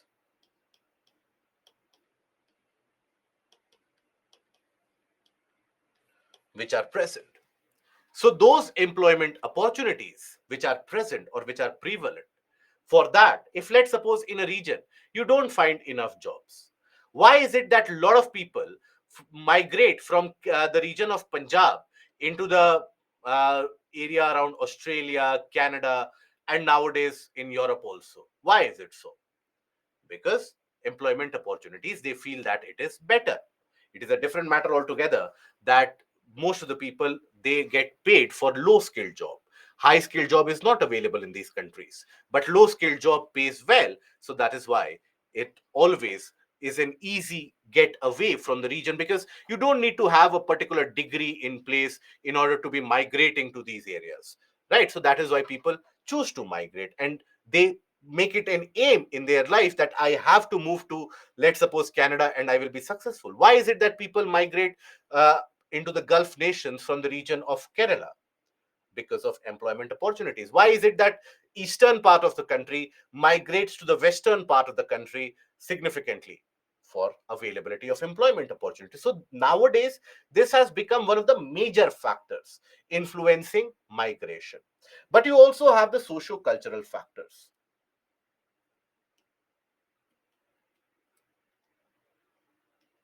Socio-cultural factors.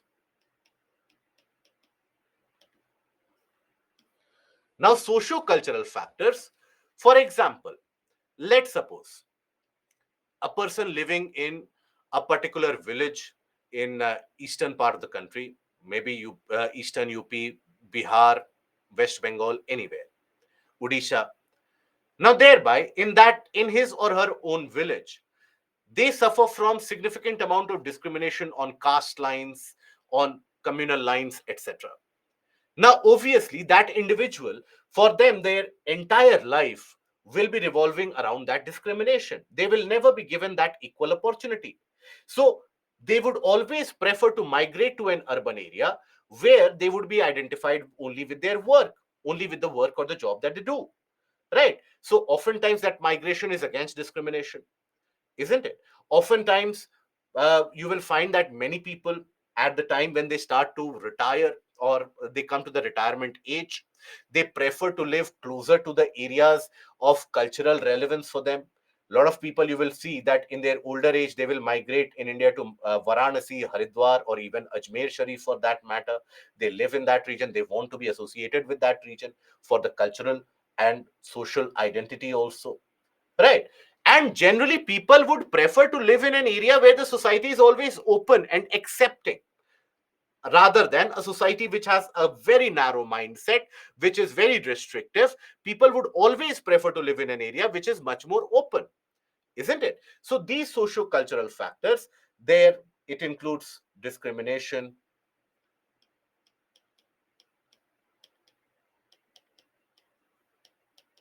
then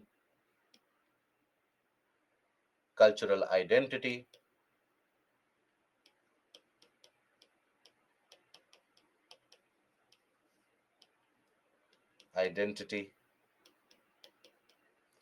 then also you have the factor of societies being open and accepting.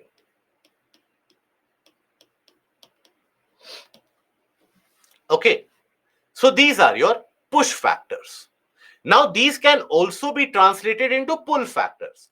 That someplace you might have ideal climatic conditions, ideal job opportunities, and the open society, so people will flock to that area, right? So, something which makes you move out of a region, in other place, those facilities might be available so that you move into that region.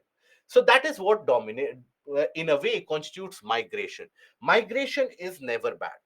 Migration is always good, in the sense that it bolsters the economy of both the places. Because let's suppose an individual from India has migrated to, let's suppose, Dubai. That individual is working in Dubai. That individual is earning some money, bringing it back and sending it back to India. So his or her family in India will also have better economic opportunities now. They are getting the money. And Dubai also benefits by the supply of labor. So migration benefits both the places, right? But migration oftentimes is seen with a stigmatized eye, is oftentimes seen with a lot of predicament, lot of prejudice by the local population, because they feel that their own rights are being taken away. But that also is a long debate about it, that whether you would have had so many opportunities in that area if migrant population would not be available. For example, if the migrant labor would not be available, maybe the Hooghly industrial belt would not have developed. If the migrant population would not be available, maybe the Delhi industrial belt or the industrial region would not have developed. Once the industrial region has developed, then everybody wants a share of that pie, isn't it? If you take a look at this map is very telling about the regions which experience migration. Generally, when we think about migration, and that is a perception which has been built over some time across the country, that migration happens only from the eastern part of the country. But observe the regions from where the migration happens. The hilly areas of Himachal, Uttarakhand, right? Punjab also, obviously. There, the out migration, now in Himachal, Uttarakhand, the migration happens for the seasonal basis. They move to the plain areas. Punjab, out migration happens because now there is a prestige issue associated as well. uh, those of you belonging from Punjab would identify with it. The and those of you who have been born and brought up there would also identify with it. Basically, there is a kind of a societal pressure also, because every other individual will be having some or the other relative in Australia or in Canada, etc. So they want to migrate. They would not be interested in exploring the options back here, and that is one of the reasons why Punjab has experienced a sudden decline in the talent pool available, which is also responsible for the deindustrialization of Punjab. Now, here, observe this. Rajasthan, one of the large sources for the availability of migrant laborers. The laborers from here, they migrate to Gujarat, they migrate to Delhi NCR, even Bundelkhand region, due to climate and harsh climatic realities and lack of rainfall, migrates into the region of um, Delhi, and in many cases, they would migrate to the capital, that is Lucknow. Then eastern UP, Bihar, West Bengal, hub of migrant laborers. Laborers from here migrate to Delhi and the region around Mumbai. Earlier, all of them would migrate to Kolkata. But ever since Kolkata became deindustrialized, now they migrate over. Now, even people from Bengal, they don't migrate to Kolkata. From here also, they will migrate all the way to Delhi or all the way to Mumbai. Now, here, Konkan area, Mumbai bound. Then Kerala, Gulf bound. They move to Gulf countries. There they are ready to work as blue collar employees because the payment is sufficient and the social stigma is not associated there. If you work as a blue collar employee here, as a factory laborer in India, there's a lot of social stigma oftentimes which is associated. But there, nobody knows what you are doing there. So, and in case you are earning good money, who cares? So that is why a lot of Gulf bound people, you'll find it moving from Kerala. So this is the scenario where people do migrate on a permanent or also on a semi-permanent basis. Now, when we talk about our own population, India's population, now our population is calculated every 10 years in a exercise which is also referred to as the census. So every 10 years we calculate that population figure. Now 2021 was when the census was supposed to be conducted. Initially it could not be conducted due to pandemic, and later on it got delayed because of the forthcoming elections, and now it is suspected that the census exercise will be carried out only after the elections are taking place have taken place. But rough estimates indicate to us that now we have become the most populous country in the world, with our population increasing to around 1.4 billion. Right. Out of that, 35% is urban population, 65% is the rural population, which means that still majority of the population of the country is living in the rural area. Okay.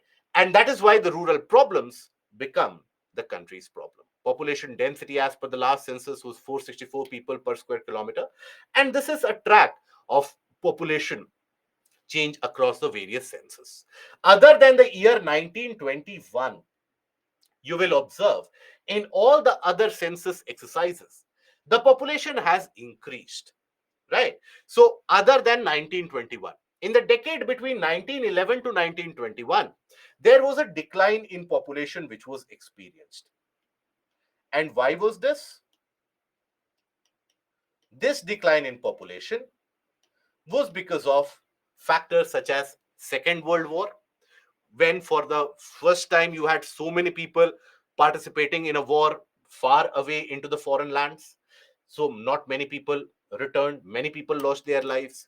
Then you also had the Spanish flu, the pandemic before COVID, which happened around 1918, which claimed multiple lives. And you also had frequent famines which would occur, due to which again many people would lose their lives. So that is why in this time you had a substantial decline in population.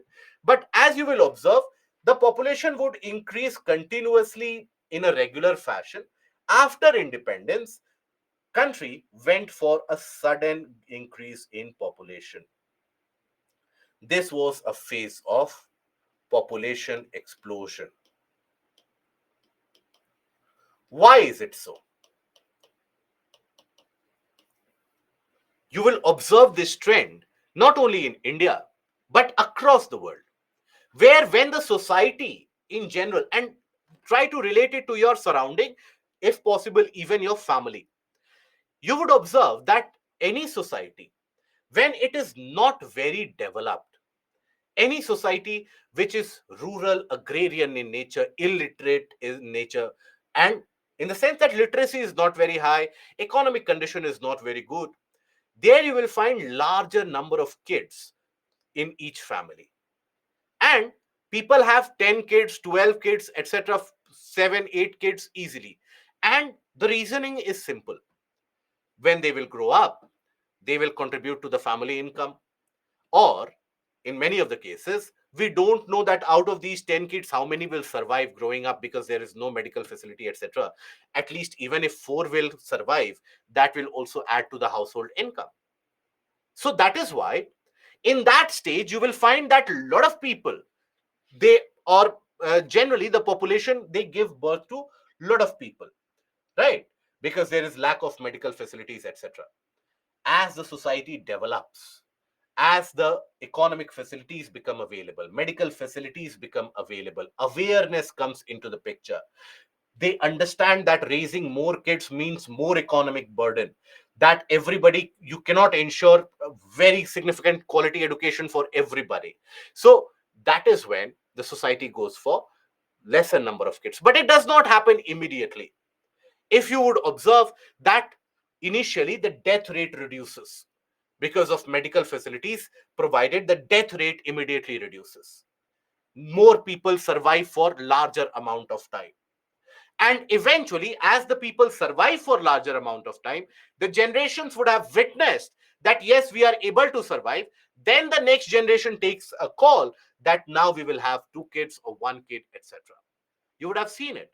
The number of in your family itself, if you would have observed your grandparents and their generation, they would have larger number of siblings and brothers and sisters as compared to what your generation has, isn't it? So this is the transition of demography which happens with every society across the globe. That is how the societies behave and function. So this is presented by what is referred to as a demographic transition theory as well. So here you will observe that population changes from high birth and high death rate in the initial days to low birth and low death rate. Okay, always. And in the initial case, you have the society which is rural, agrarian, and illiterate. Later on, as the society transitions into urban, industrial, and literate, the birth rate and the death rate reduces. But first, the death rate will reduce. And after a generation of that reduced birth rate, of reduced death rate, then the birth rate will reduce. Because people want to be very sure that the medical facilities are such that even if my kid is not doing particularly well, they can survive. Immediately after independence, average life expectancy in India was how much? Roughly around 30 years. Think about it. An adult individual was supposed to live only up till 30 years. Some or the other issue would have taken their lives. Now, we have more than doubled it, right? So now you will find individuals, generally they don't have those many kids. Earlier, people would have 5 kids, 6 kids, 7 kids, because they were not sure if they will survive or not. And they needed a kind of a psychological support and economic support at the household level as well. If ever you get an opportunity to read the literature written during those period of time, do grab that opportunity, do take a look at that, that how the literature reflects the realities of the society of those periods. You will find that Indian authors especially, you will find that all the authors, they talk about the same thing, about somehow making your household conditions meet, ensuring that the house is run properly, basic necessities are ensured, and they just wait for the kids to grow up so that they can also earn and contribute, so that now the elder population can live peacefully. As the society progresses and develops, that situation changes. Okay, so accordingly, the society can be placed into, based upon their developmental parameters, they can be placed into four different stages, four different stages of growth. And on all those four different stages of growth, you will be observing a variation in the population growth as well. This is your demographic transition theory. So, this is the first stage where the society doesn't have developmental parameters, where you will observe that medical facilities are not there. So this is experienced, for example, in sub-Saharan Africa, in certain tribal areas in our country also, in certain backward regions of our in eastern part of the country also. For example, many areas in Bihar, many areas in Odisha, many areas in Jharkhand, they still represent this first stage. So example, Africa.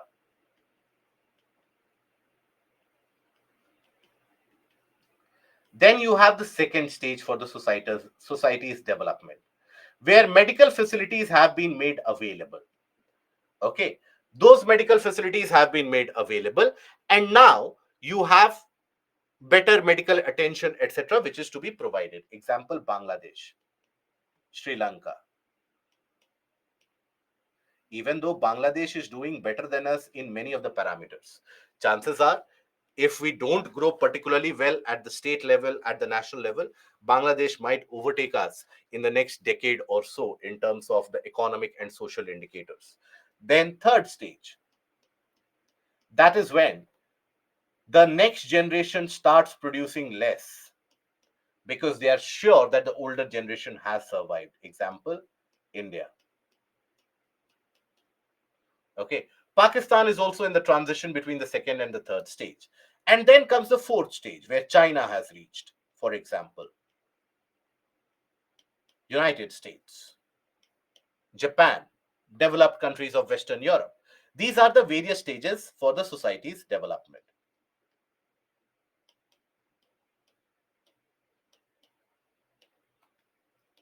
Now let's observe how in different stages the population undergoes a change. So when we talk about the first stage, now at this level, the birth rate is very high, but the death rate is also equally high. So let us represent the birth rate by white color. This represents birth rate.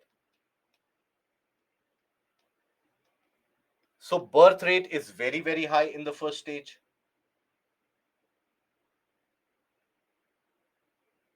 But in this stage, the death rate will also be high. This represents, let's suppose, death rate.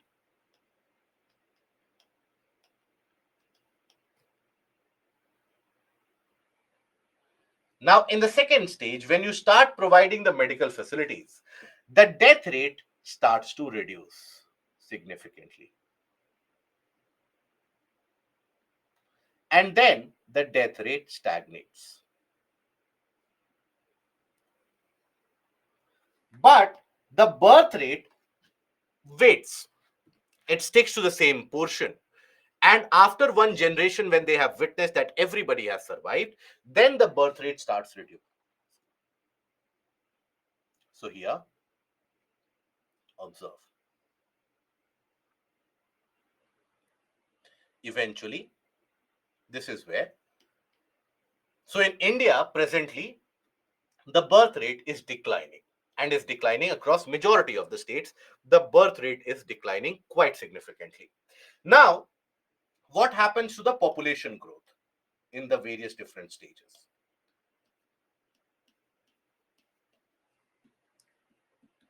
Population growth.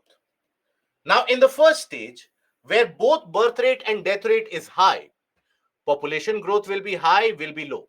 What do you think? When both birth rate and death rate are high.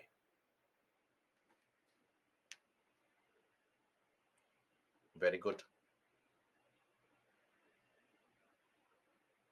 Population growth will be very low, almost negligible. So population will remain stagnant at a lower level.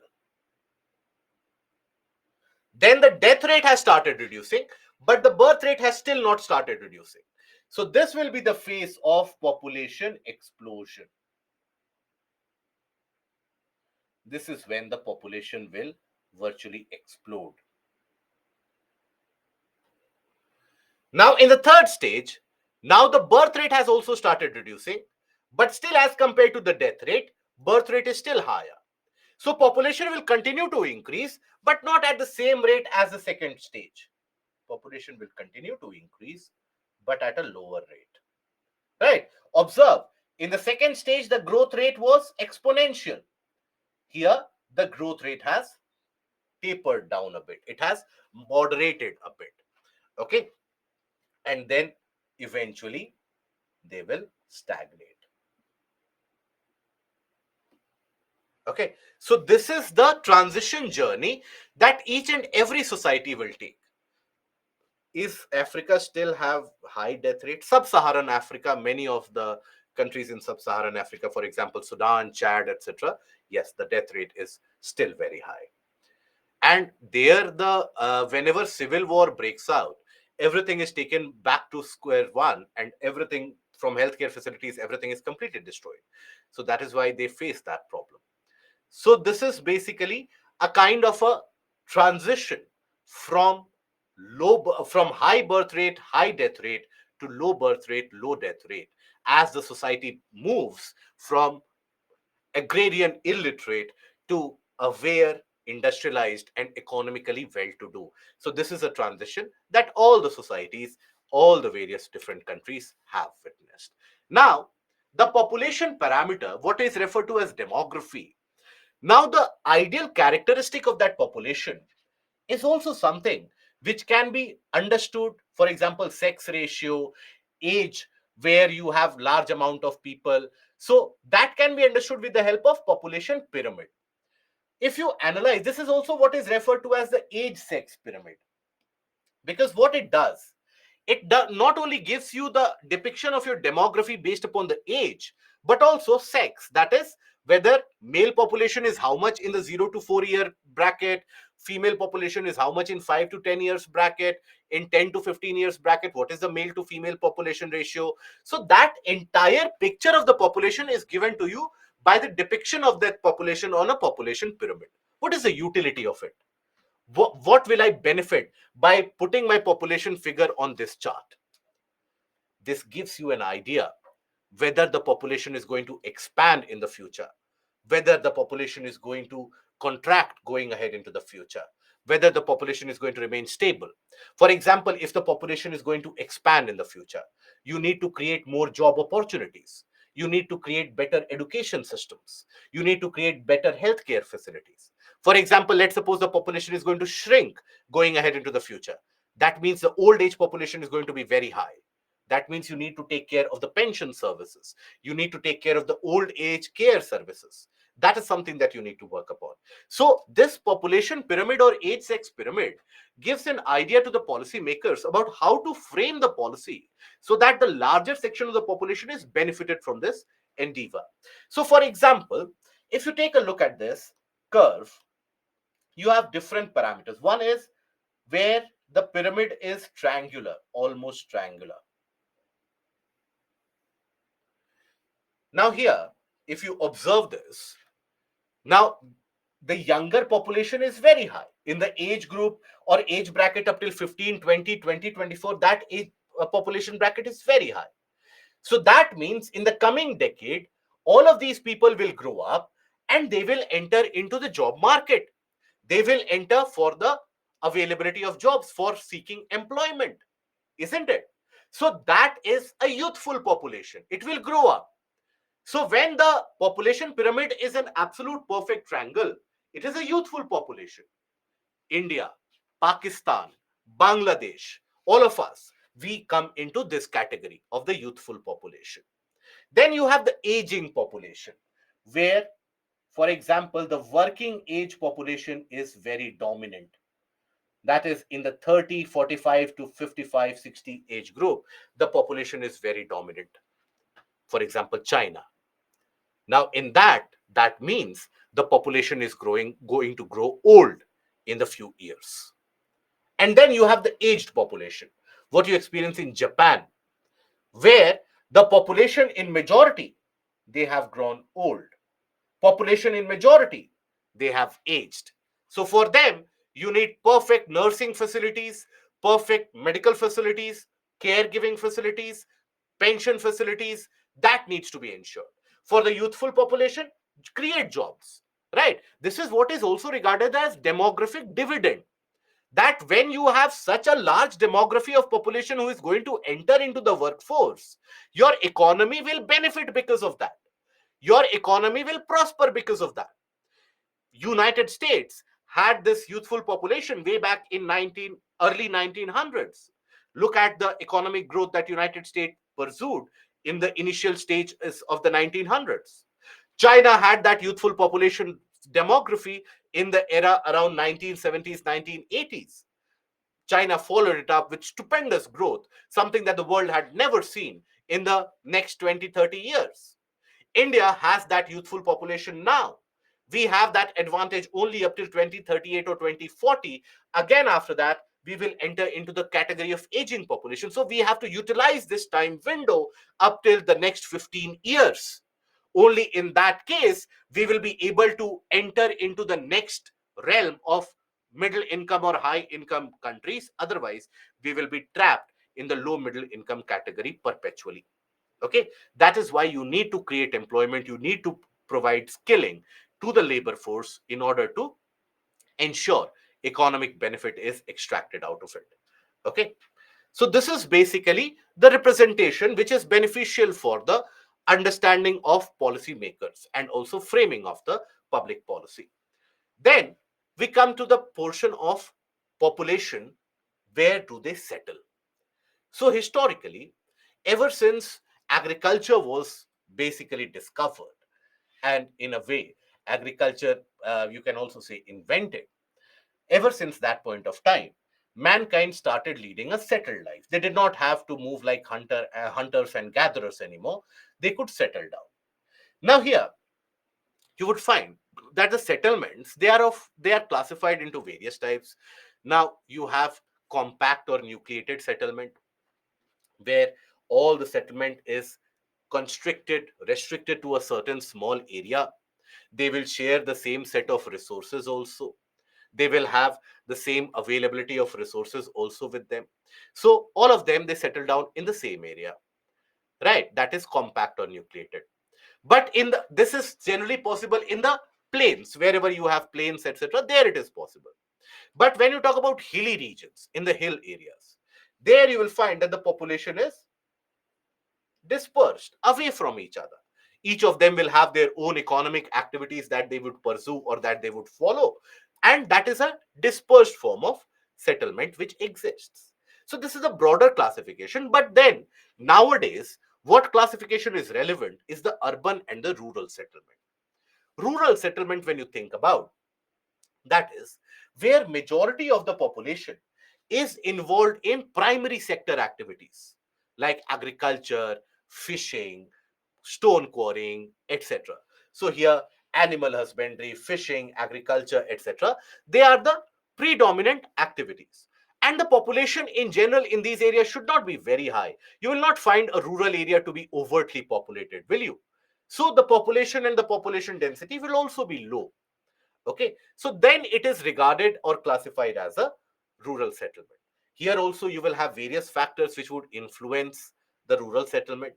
For example, availability of land, fertile land on which people can build their houses, on which people can carry out agricultural activities, availability of water for supply for agricultural fields for domestic purposes, and also in many of the cases the presence of upland for defense purposes. The upland means a land which is slightly raised up so that they can basically ensure their defense is carried out from rival groups, wild animal attacks, etc. So people prefer to live in these areas.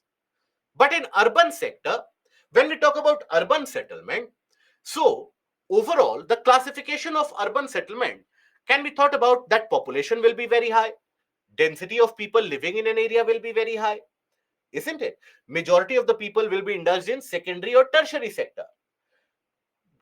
Very rarely will you find in the middle of the city people will tell you that my main job is agriculture, or majority of the people telling you my main job is agriculture. No, because that facility is not available in the urban areas. So in urban areas you will find that secondary and tertiary sector, they start predominating. Okay, now here for example you will observe that if the population size is around 2500 in United States, it is regarded as an urban area. If it is 5,000 in India, regarded as an urban area. But if it is more than 30,000 in case of Japan, only then it is regarded as an urban area. So there is a parameter for population as well, right? And even population density. In India, only those places having a density of more than 400 people per square kilometer living in that area, only that region is classified as an urban location or an urban center. So more than 5,000 people and 400 people per square kilometer, more than that, then you have a classification as urban area. Every census, every 10 years when the census exercise is carried out, this is actually measured out, that how many urban centers that we have. And if you observe this particular chart, observe how the number of urban areas in the country, they have been consistently increasing. In 2011 census, this has already reached the number close to 8,000. It is estimated that by the next census, whenever that data will be released, that number would have exceeded clearly 10,000. So the number of urban centers, as you can observe, they are on the rise, majorly sticking around the areas of metropolitan cities. That is where the urban centers are increasing.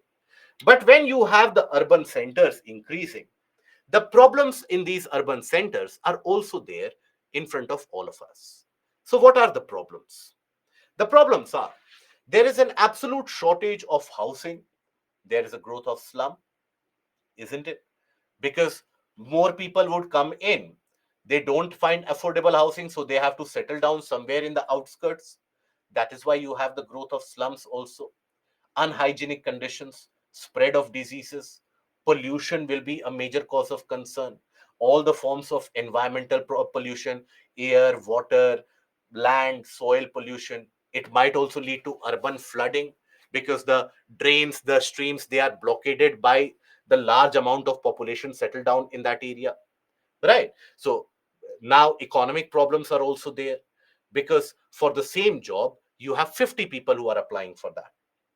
It is a very less number. For the same job you have 10,000 people who are applying for that, isn't it?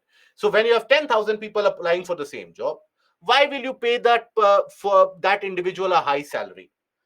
If let's suppose you had to pay that individual 50,000 rupees per month, but now you see 10,000 people are applying for that job, you lower the salary to 20,000.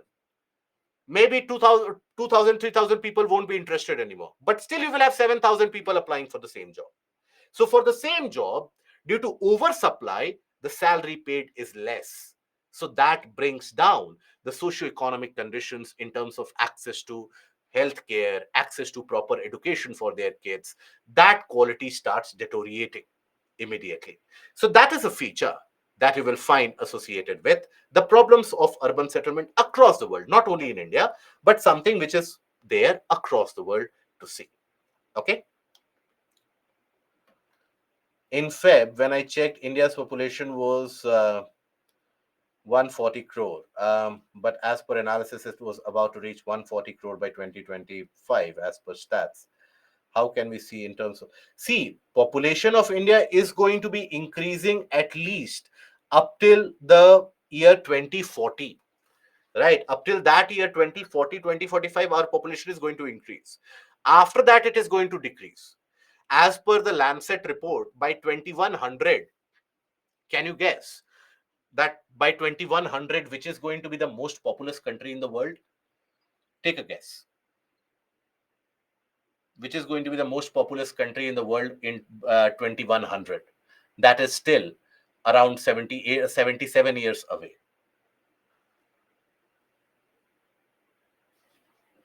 No, if India would have been the answer, I would not have told you to take a guess. Gaurav, very good.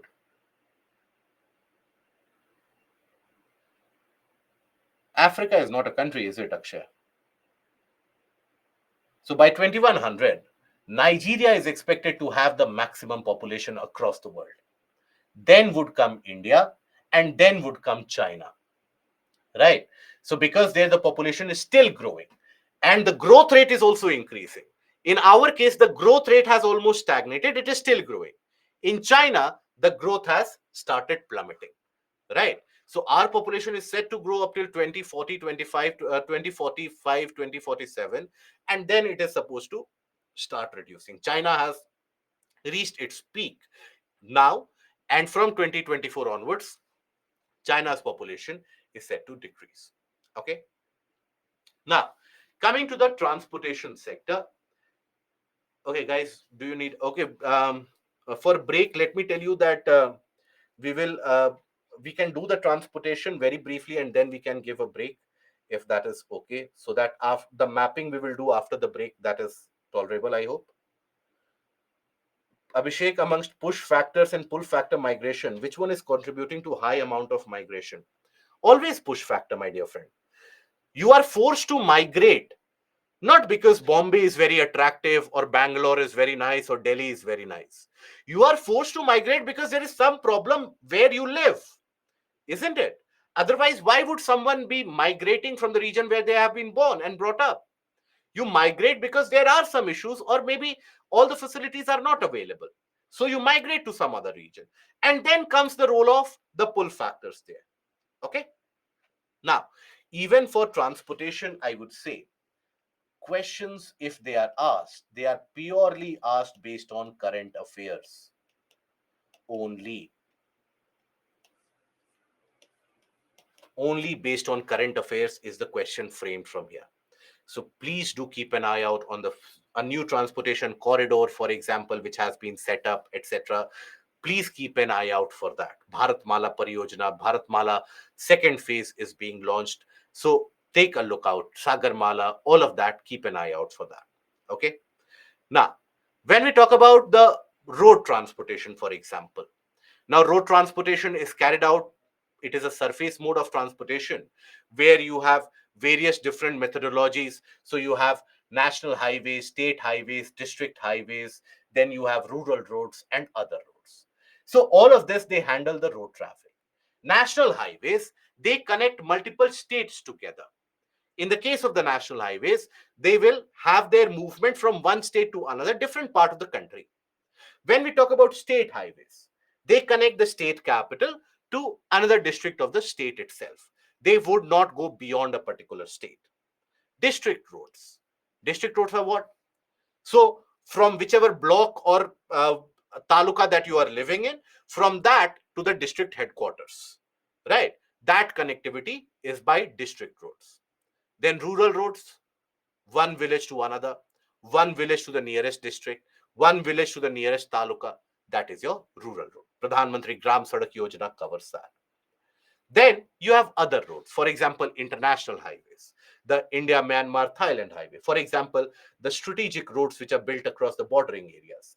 For example, the project roads. Let's say you have established a power plant 5-10 kilometers away from the habitations. You need a road to connect the power plant to the habitation nearest settlement. That will be coming under the category of other roads. Maximum traffic in general is handled by the national highways, even though The national highways represent only 2% of the total surface road network. Still, it ends up handling close to around more than 40% of the traffic. It is this reason due to which there have been significant amount of accidents which have happened. I hope we are aware that India has that defame of having the maximum number of road deaths every year. Every year, we tend to lose close to around 1.5 lakh people due to road accidents. Obviously, following the norms of the road, etc., that is obviously out of the picture. And you would have seen when the punishments were made much more stringent as per the Motor Vehicles Act, the amount of protest that emerged from different parts of the country. That how come you will issue a challan if I'm not having a license? I have driven like this my entire life. I can drive even with my eyes closed. Why will you issue a?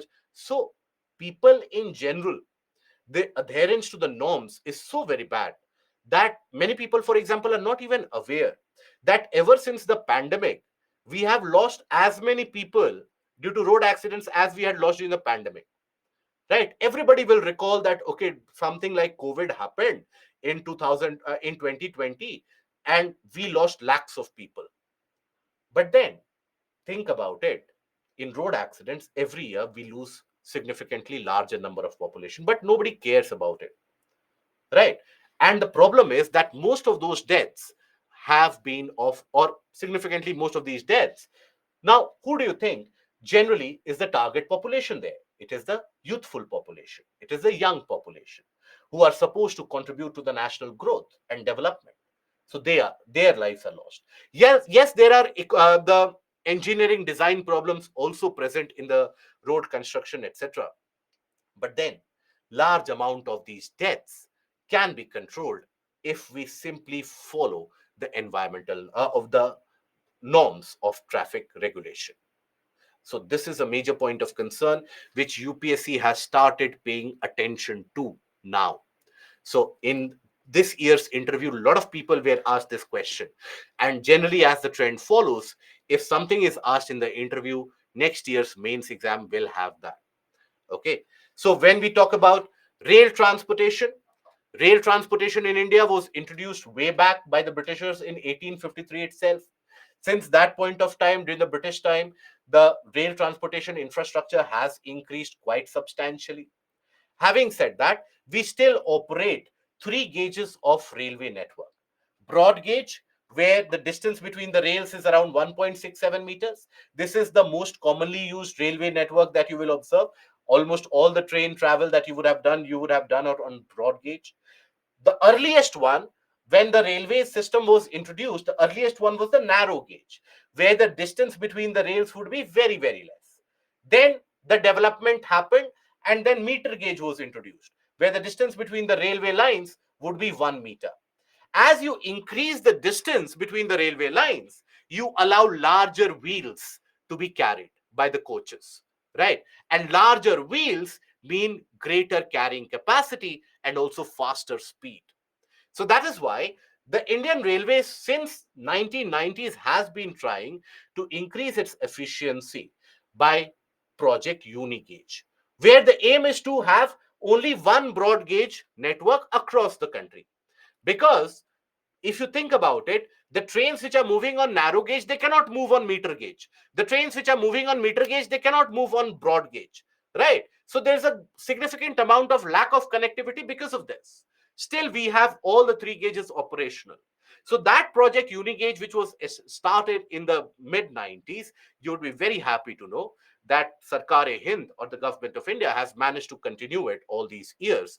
Now we are hearing that by the year 2025, that project Unigauge will be completed. But once it is completed, it will herald in a new era of efficiency. Having said that, rail transport is always efficient in long distance, very significantly efficient and cheap at the same time. You have the dedicated freight corridors which are being established by the railways connecting Delhi to Mumbai, Delhi to Kolkata, etc., so that even industrial goods can be transported very quickly and very easily at the same time. Right?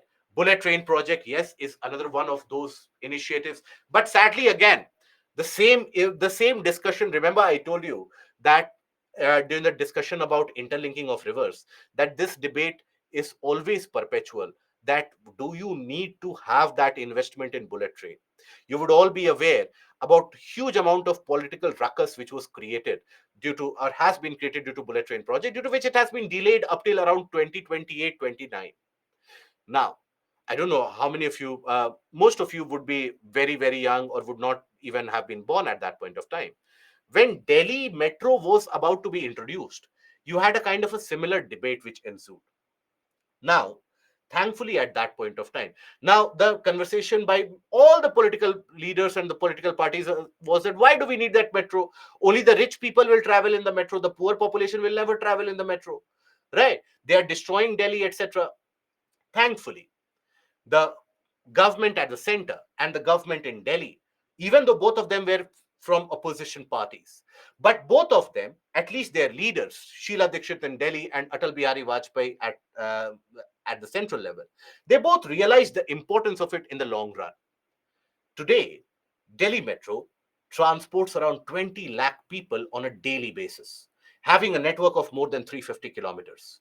Imagine if there would not have been Delhi Metro today. Imagine the plight of transportation in Delhi today. So that is why the when people think about, or when you have these debates and discussions about the relevance of bullet train project now, etc., it will be absolutely myopic of us to think about it, the benefit of it only today. Think about the benefit that it can accrue in the long run.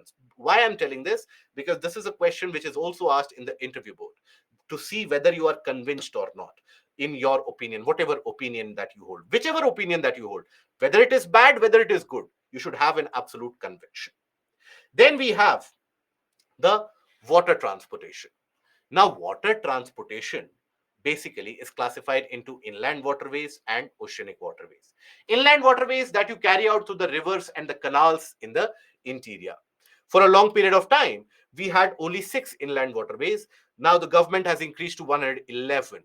Now you don't need to learn all the waterways, but National Waterway 1, National Waterway 2, 3, 4, 5, that is something which you should keep in mind. National Waterway 1 extends from Allahabad all the way till Haldia, right? National Waterway 2, Sadia to Dhubri in the region of Brahmaputra. National Waterway 3, Kottapuram to Kollam. National Waterway 4, Godavari Krishna canals, right? Then National Waterway 5 in the river across Brahmani Canal. So only these idea you need to have. See, when you start moving goods through these inland waterways, the overall transportation cost reduces drastically.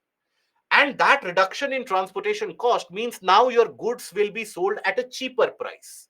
So when your goods are available at a cheaper price, it becomes much more attractive not only for the domestic market but also for the international market.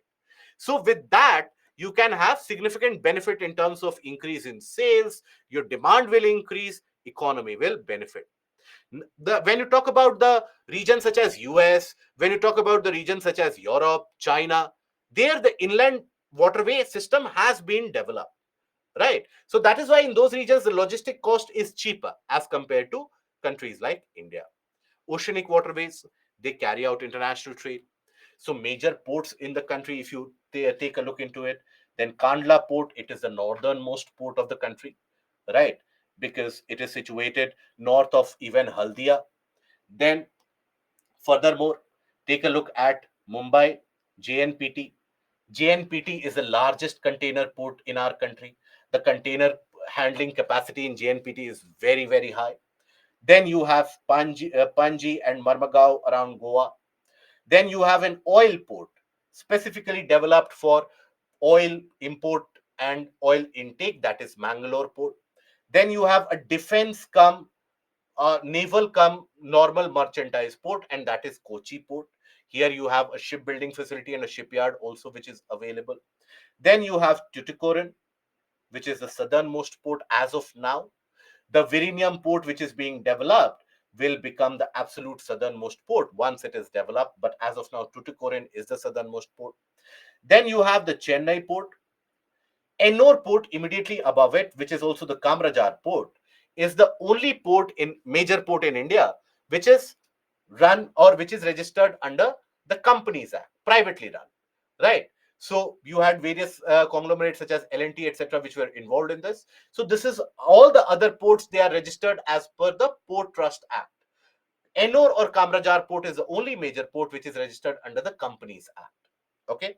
Then Vishakhapatnam, one of the natural ports in the eastern coast, because we have seen that western coast they are favorable for ports and harbors, eastern coast are not. So Vishakhapatnam is the one which is naturally there, the land is such, the slope of the land is such that port can be developed here. Then you have Paradeep and Haldia. Paradeep also has got an oil refinery which has been developed, and so has Haldia observed the development of oil refinery. So there you have basically again the ports on the east. Ideally, these major ports you should keep in mind. Even this year, you had a question asked from these areas of the ports only. The question was, which is the largest container handling capacity port in country, which is the only port, privately owned port in the country. So these kind of questions were asked. Major ports, if you are aware of, that should suffice. Overall, with water transport, you see substantial amount of advantages associated. For example, if you take a look at the advantages, then the prospect is also very high, but the advantages, water transport is very cheap. For example, cost to transport 1 ton of freight for 1 kilometer, while it will be rupees 2.28 for the highways, it will be rupees 1.14 or 1.41 for the railways, it will be rupees 1.19 for the waterways. So waterway transportation is the cheapest, and it is also environmentally friendly for that matter. So if you think about it, 1 liter can move 24 tons by road. It can end up moving 85 tons by rail, 1 liter, and 105 tons by waterway. So much more environmentally cleaner as well, right? Whereas the scope is very high. In India, you have only 0.5% of the goods which are moved through the waterways. Whereas if you take a look at China, Europe, America, close to around 7.5% of the goods, they are moved through the region of waterways. So there's a lot of scope which is present. Okay. Now, here, when we think about it, the ports are also classified based upon their utility, where they are to be made use of. Oil port, I have already given the example, Mangalore port. So in the case of oil port, what you have as a structure is, suppose this is a port, a long pipeline is present so that the ships don't necessarily have to berth immediately at the coastline. So the ships can berth here also, and they can supply the oil. So example, you have Mangalore port, Paradeep, all of them.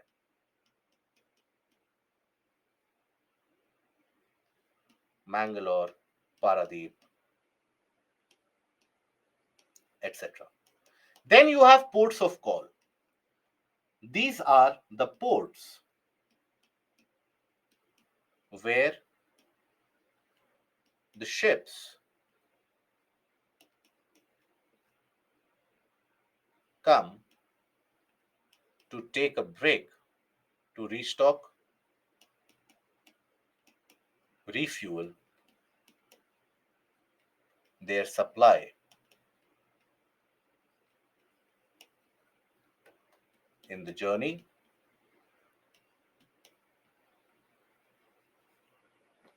also gives access to hinterland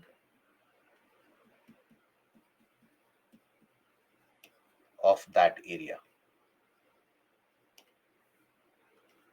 Example, Colombo port. So any ship moving, let's suppose, from Gulf of Aden to Strait of Malacca, they take a break at Colombo port. Okay.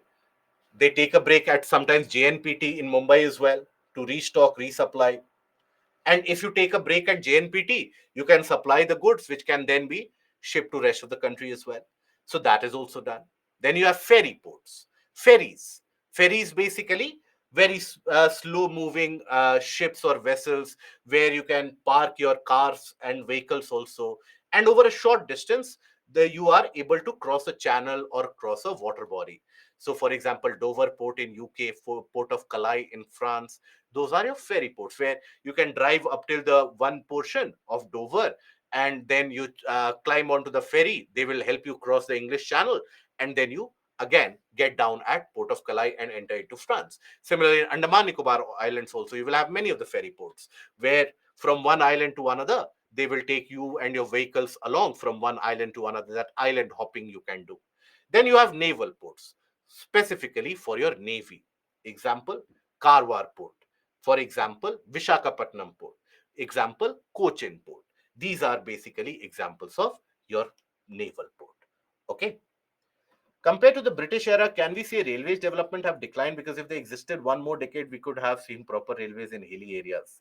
Not necessarily so, because at that point of time, the Britishers, they did not have that economic wherewithal as well. See, the connectivity to the hilly areas has not been done because of lack of resources in general, but over a past few years, we have been observing significant amount of rail connectivity happening in the region around.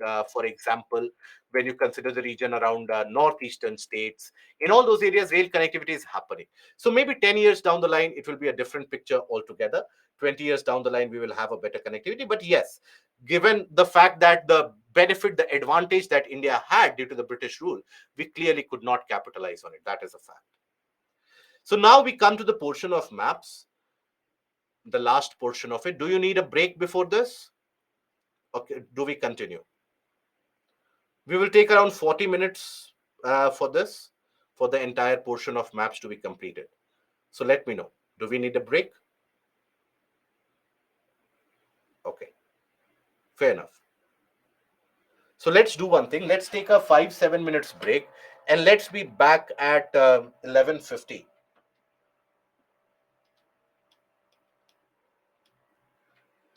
up till 11:50, and then we will continue.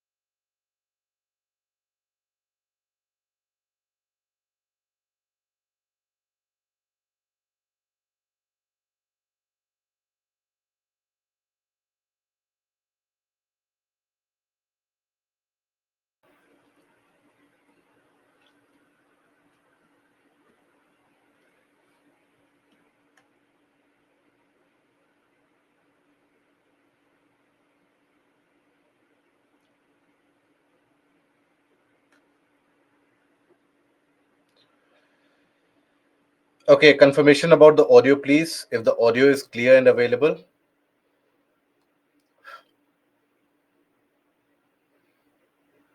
Nikhil, my dear friend, ideally the portion for geography was supposed to get over yesterday itself. The reason why we have extended it today, where you are finding it to be clashing with the initial portions of modern history, is only because in many of the areas we have stretched it so significantly much. We have taken a considerable due period of time to finish that. That is why you have that clash which is happening. Nonetheless, trust me, when the crux of it, even now in history, only the introductory part is going on. And once this portion is over, you have the modern history that you will be reading for the next 80 hours. So it won't be an issue at all. And anyways, the very reason you are saying that uh, people reading from the recorded lecture is a wishful thinking. So the only reason we are providing that recorded lecture is for you to have that flexibility. I hope that is understood and that is tackled with a bit of a maturity. As much as possible, we try that it never clashes, it never goes ahead with any of the two sessions, they don't clash. But one or the other, while in the entire year, if this does happen, we do expect some amount of maturity from your side as well. Otherwise, what will happen is that now, from now on, people will be, or the faculties will be forced to finish it much more earlier in that set time window. So please don't have that forced down upon you itself. And all of you had demanded for the recorded lectures, so recorded lectures are available for you. It is the introductory class for, and anyways, if you want to attend the history session, you're free to do so. If you feel that it is something that you are missing out, you're free to do so. You can watch the recordings of geography later on, or maybe if the portion is already covered, you are fine to go for the examination with the revision of the portions that we have covered till now. That is also going to be sufficient for your examination. So you are absolutely free to join the other class also. Please understand that. Okay. But the minimum that I expect, at least of the candidates that I interact with, is a certain sense of maturity. And I hope that you gain that in the coming days. Parshuram, yes, you can do that. You have my mail ID. You can send it to me. Now we come to the portion of maps. So when we talk about maps, this is one of those nightmares for almost all the candidates out there, because they feel that this is one of those areas from which UPSC can ask absolutely anything and everything, and they will be stumped out of it. Ideally, every couple of years you observe one or two questions being asked from the motion portion of maps. That's it. Okay, not more than a couple of questions are asked only in the prelims. And the questions which are asked are basically going to revolve around current affairs.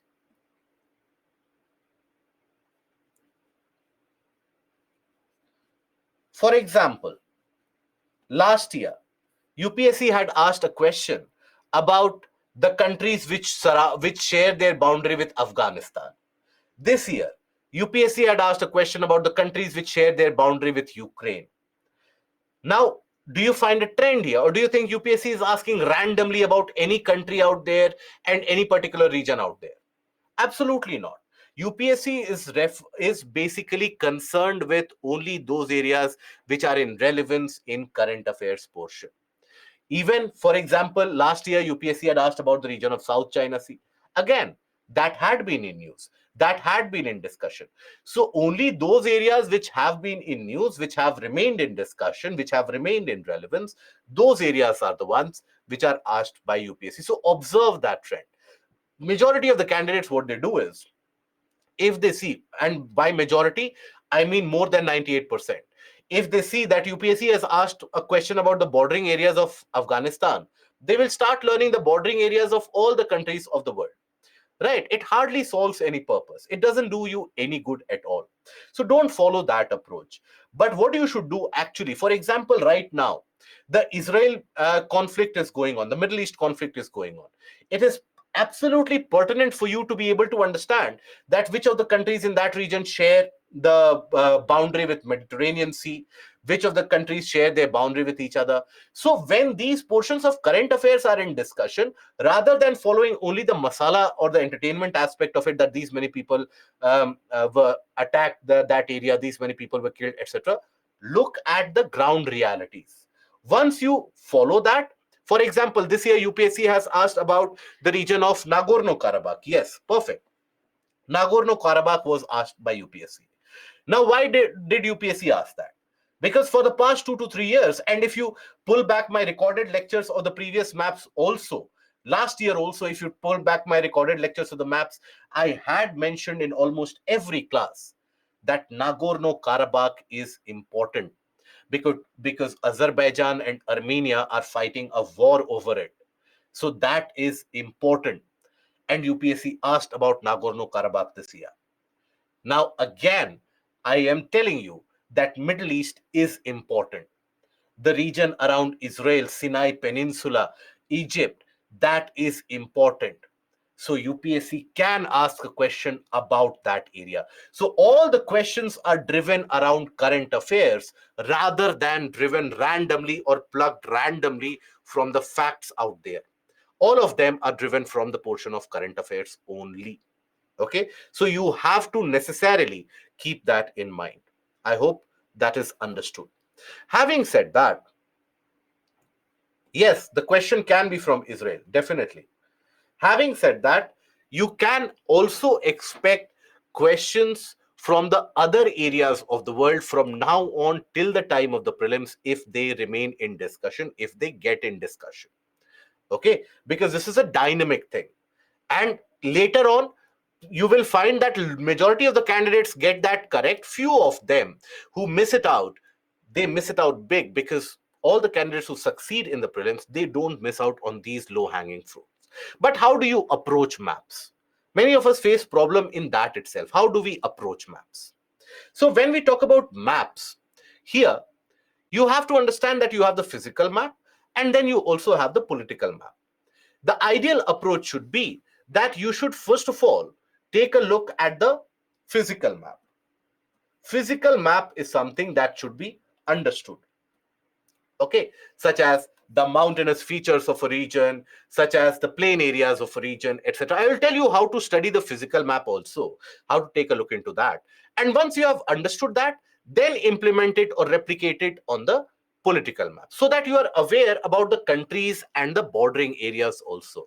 I'm sure majority of us are not aware about the various different countries present in different continents. I'm definitely sure many of us are not aware of that, right? If I ask you where Colombia is, most of you will confuse it with Cambodia. Or if I ask Cambodia, most of you will confuse it with Colombia. So, first things first, you should be aware about what are the countries of the world. It is high time in your life that names such as Mali, Chad, etc., Burkina Faso, they should not surprise you. You should be able to pinpoint where they are, and absolute or approximate location is very much essential. Okay, then that physical and political. So that is why I tell you that you should follow an explorative approach, in the sense you should try to explore the areas, right? Many of the areas you would not have seen at all. So explore them. Try to explore them, find it out that, okay, which are the countries in South America? What are the regions in Northern Europe? What are the Scandinavian countries? What are the region around Baltic Sea? So that policy or that approach will make you capable enough to handle any variation that UPSC throws at you. Okay, so that is something we should keep in mind. Based on environmental disaster, generally not asked, no, because environmental disasters, they happen so very frequently. Generally it is not very much asked. Now, for example, take a look at the physical map of North America. Now here you will observe that you have the large and the famous mountain range. Now you have the name Cordilleras. Cordillera is the name associated. Cordillera, it is basically the name associated with multiple parallel and continuous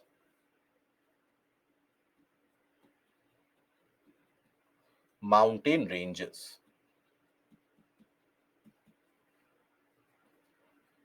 For that, the term Cordilleras is used. So here, In North America, it is famously regarded as the Western Cordillera. If you take a look at the overall physical features of North America, you will observe that across the western stretches, you have the mountains, the Rocky Mountains, right?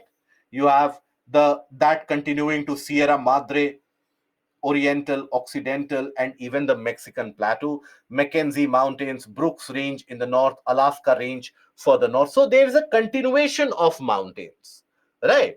Now, these mountains, majority of them have been created because of oceanic continental convergence. So that is why you will find a lot of volcanic features to be present here as well. Here you have Mount Denali, which is the tallest peak of North America. Highest peak of North America is Mount Denali. Okay, 6,190 meters.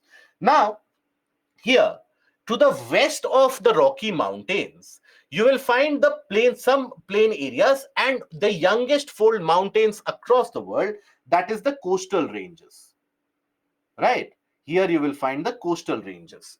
These are the youngest fold, where the folding has been initiated only around a couple of million years back. That is when the folding process has been initiated. So this is your coastal range. Okay, here you will find wet temperate forest in this area.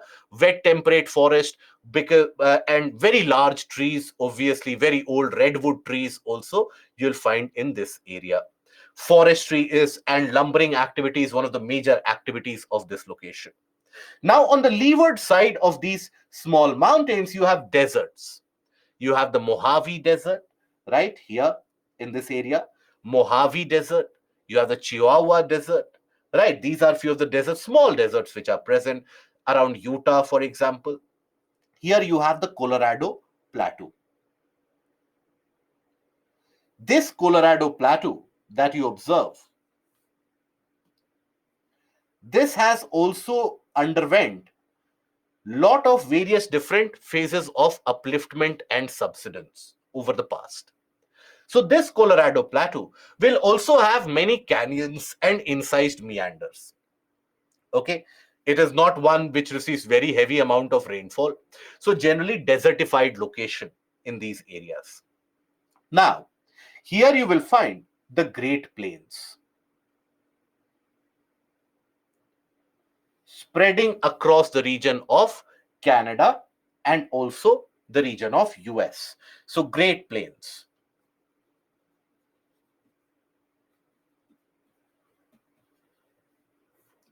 Now these Great Plains, if you take a note of it, basically this will always,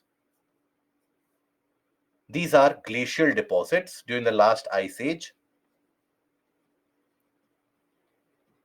very fertile.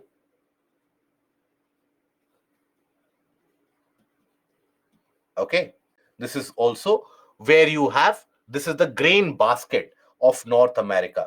This is also referred to as grain basket because of the agricultural produce.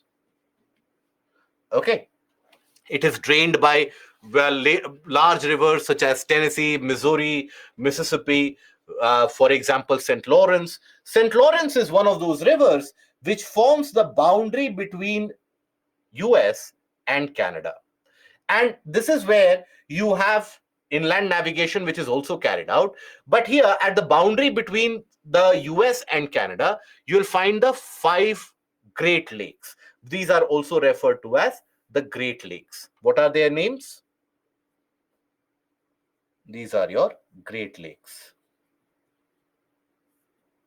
So you have Lake Superior,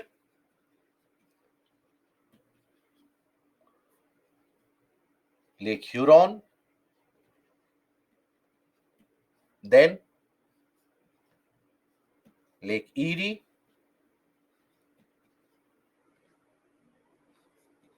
then Lake Ontario,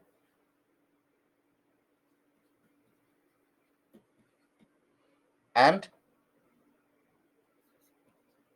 after that,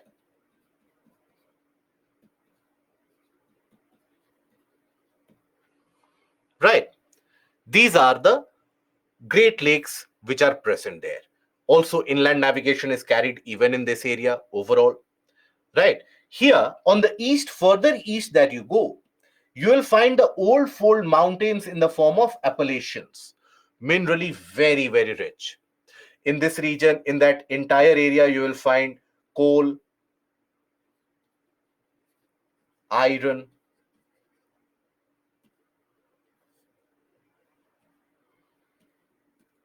iron, etc. Lead, all of that you'll find in that area.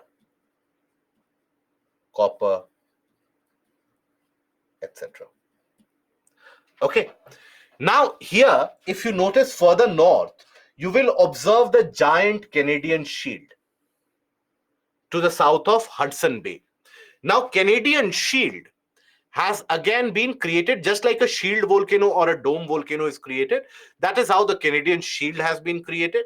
And again, this Canadian Shield is almost flat and featureless, very rich in mineral deposit, just like our Deccan Plateau, has been eroded to various extents from the different parts, right? Forming shallow water bodies or narrow water bodies in all these areas also. So that is to be found in the region of Canadian Shield also.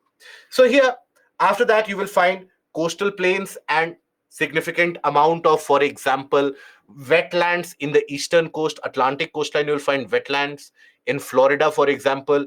You have the Everglades. One of the largest wetlands of North America is the Everglades.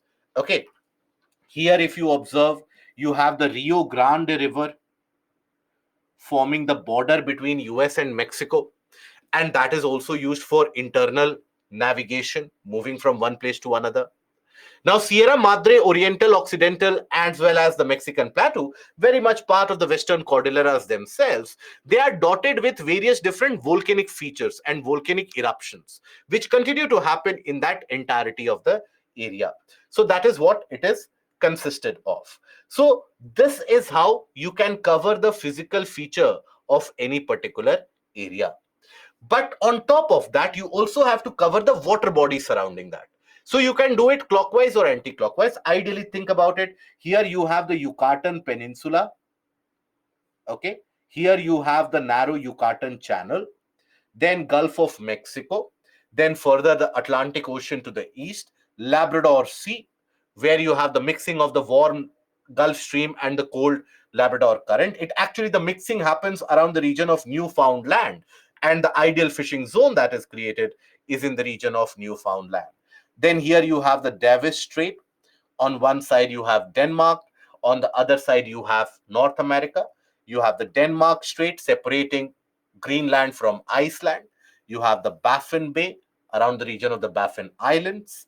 Then you have Gulf of Boothia, Beaufort Sea, Chukchi Sea. Here you have the Bering Strait. Bering Strait is the one which basically differentiates the region of landmass of Asia with the landmass of North America. It is suspected that during the last ice age, this water body would not have been in existence. There would have been land in this area, which is now submerged, forming that continental shelf, very rich in oil deposit. But it is suspected that it is through this land area that human settlers, they first of all came to North America tens of thousands of years ago. Then you have the Bering Sea, Gulf of Alaska, where you have the warm Alaska current increasing the temperature of that area. You have the Gulf of California further south. So like that, you can cover the water bodies of this region also. Now here, this particular region is the Isthmus of Panama. Isthmus which connects two large land masses. So that Isthmus of Panama provides that connectivity of North America to South America, and basically the Panama Canal which has been constructed here, that provides water connectivity between the Pacific and the Atlantic. Okay. Panama is not a strait, Akshay. Panama is an isthmus because it provides connectivity between land masses. Canal that we have constructed, we have dug that land. So it doesn't make it a strait. Okay, so Davis Strait, Denmark Strait, then Bering Strait, these are important for you to understand. Denmark Strait, why it is named as Denmark Strait? Because Greenland comes under the jurisdiction of Denmark and it separates it from the region of Iceland. Okay, now Then, for example, in South America. In South America, you will find, just like in the case of North America, the western fringes, they are dominated by the fold mountains of the Andes, the Andean fold mountain. Again, due to convergence between the Nazca plate and the South American plate. That is why immediately to the west of it, you have the Peru-Chile Trench, having a depth of around 8,000 meters from sea level. A very deep Peru-Chile Trench. Here, Mount Aconcagua is the highest peak in South America. Okay, here you have various highlands, two highlands in particular. Rather, if you consider the highlands, entirety of South America has got three plateau-like or highland-like structure. You have the Guyana highlands here, you have the Brazilian highlands here, and you have the Patagonia plateau to the south. In between, you have the temperate grassland in the form of pampas. Here in North America also, this is the region of grasslands, that is the prairies that you find. Okay, here you find pampas. I have given you the list of all the grasslands beforehand also, so you can take a look into that. Now here you have the tropical evergreen forest in this region, which are around the region of Amazon basin. And what are they known as? The Amazon rainforest, what are they known as? Let me see. Good. They are known as by the name selvas.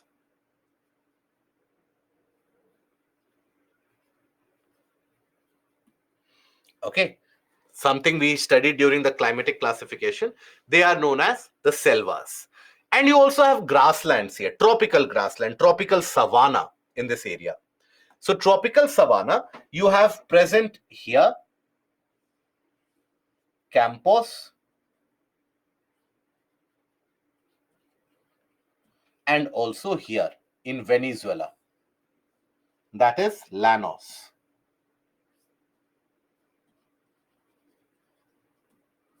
These are your tropical grasslands, tropical savanna.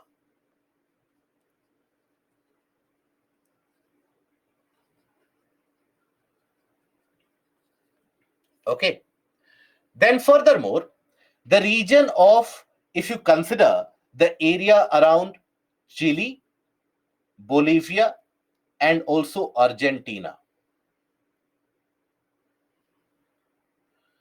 this is the region which is very rich in terms of lithium deposits. So this is also what is referred to as the lithium triangle. Here you have the pampas, by the way.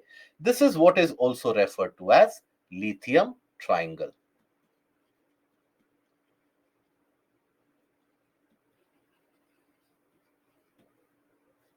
ABC, you can remember that by that. Argentina, Bolivia, Chile. Okay. This is your lithium triangle. Now, furthermore, here you will find the plateau region. In this entire area, you will find the plateau region, which is also referred to as altiplano, which is also rich in minerals. But mineral deposits in significant richness you will also find in the region of Brazilian highlands. Lead, cobalt, copper, for that matter, copper, zinc, and lead you will find in sufficient quantities here. Okay, so that is the mineral deposit here. Here also, this is where the Falkland Islands lie. This is where you have the Falkland Islands. It is from this region you have the cold Falkland current, which also comes in. Okay, so that is how you can approach the physical feature of any particular area and then always match it out with the political outline of that particular region also. That is what UPSC is also concerned with. For example, Europe. Now, if you take the case of Europe, Europe is also known as the land of peninsulas because you have so many peninsulas. So, for example, the Italian peninsula, you have it here, right? This is your Italian peninsula. Then you have the Iberian Peninsula. This is your Iberian Peninsula. This is where the Strait of Gibraltar basically ends up joining the Atlantic with the region of the Mediterranean that is joined by the Strait of Gibraltar. right? Then you have the Pyrenees mountain, which is also a kind of a fold mountain which was created when this region collided with the region of the Europe. Then for that matter, you have Alps. This is the region of the Alps here in this area. Here you will observe the Balkans, the Balkan mountains and the Balkan ranges. You have the Carpathian, Ural and Caucasus. Ural and Caucasus, they separate Europe from the region of Asia. That is the dividing zone that you will see separating Europe from Asia. Here, you will observe the Scandinavia and the Scandinavian mountains also. That is why Finland, Sweden, and Norway, they are also referred to as the Scandinavian nations. Here is where you have the Kola Peninsula, North Sea, very rich in oil. One of the reasons behind the prosperity of Nordic countries, why they are able to have such a low tax structure, such a good public service, is because they have oil, right? And all that oil is extracted from the region of North Sea. Then here you have the Gulf of Bothnia and the Baltic Sea, right? So the countries around the Baltic Sea, that is Estonia, Latvia, and Lithuania, they are known as the Baltic states.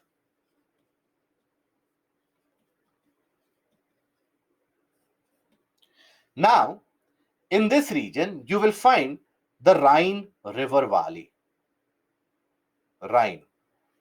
Now, that Rhine River Valley, just like the Damodar River Valley moves through the region of minerally rich area, same is the case with the Rhine River Valley. This is also a source of significant inland navigation to be carried out in this area. Okay, lot of inland navigation is carried out. It eventually empties itself through the region around Rotterdam port and carries the, just like you have Haldia port here in India, it connects you to the Bay of Bengal and allows you for international trade. Similarly, you have the Rotterdam port, which is the busiest port in seaport in the region of the entirety of Europe, and from that trade is carried out. Now, the North Europe plain that you see, this is a lowland, and it is the grain basket of Europe. It is lowland, fertile deposits,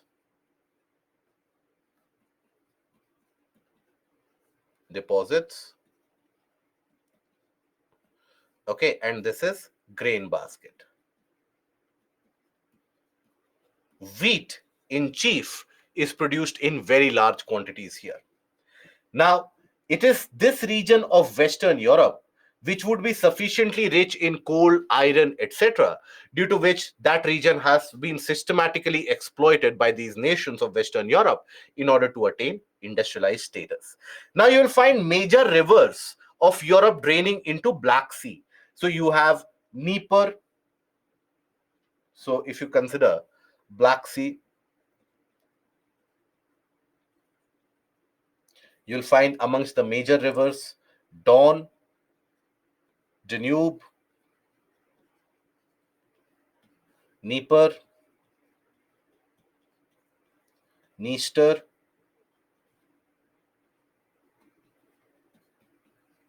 right? These are basically the rivers which will drain into Black Sea. Volga, on the other hand, which is amongst the large rivers of Russia, Volga actually drains into the Caspian. Observe this river, Volga. Volga drains into the region of Caspian. Okay, here you have this region of Ukraine. This is also the Crimean Peninsula, the region of Crimea, which was actually controlled by Russia, which was acceded by Russia. So that is where you have the Crimean Peninsula, and you have Sea of Azov in that area. Okay, now that is about the region of Europe. Here you have Iceland, okay, and the mineral rich area. So this is where you have the Bay of Biscay. Bay of Biscay again experiences the warm waters of the North Atlantic drift, as it comes over.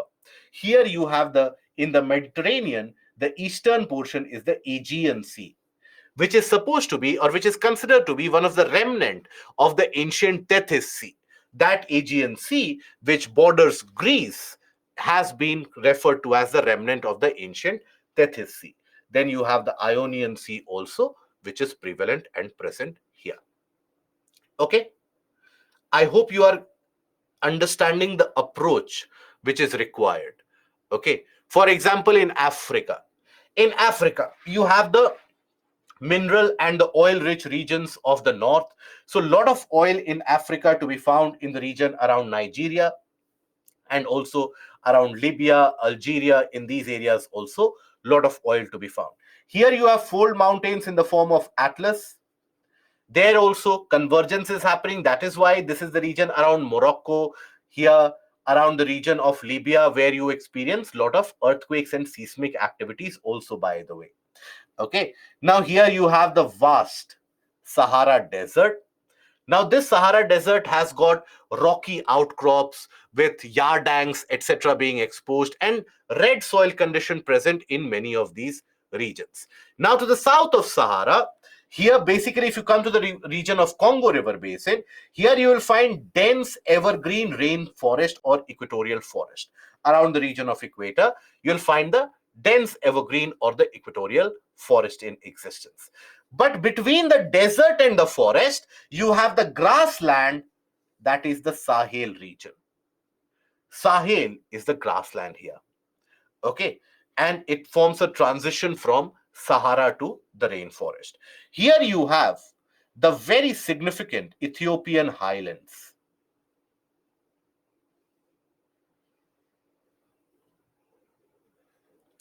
The Ethiopian highlands, which is very, very old.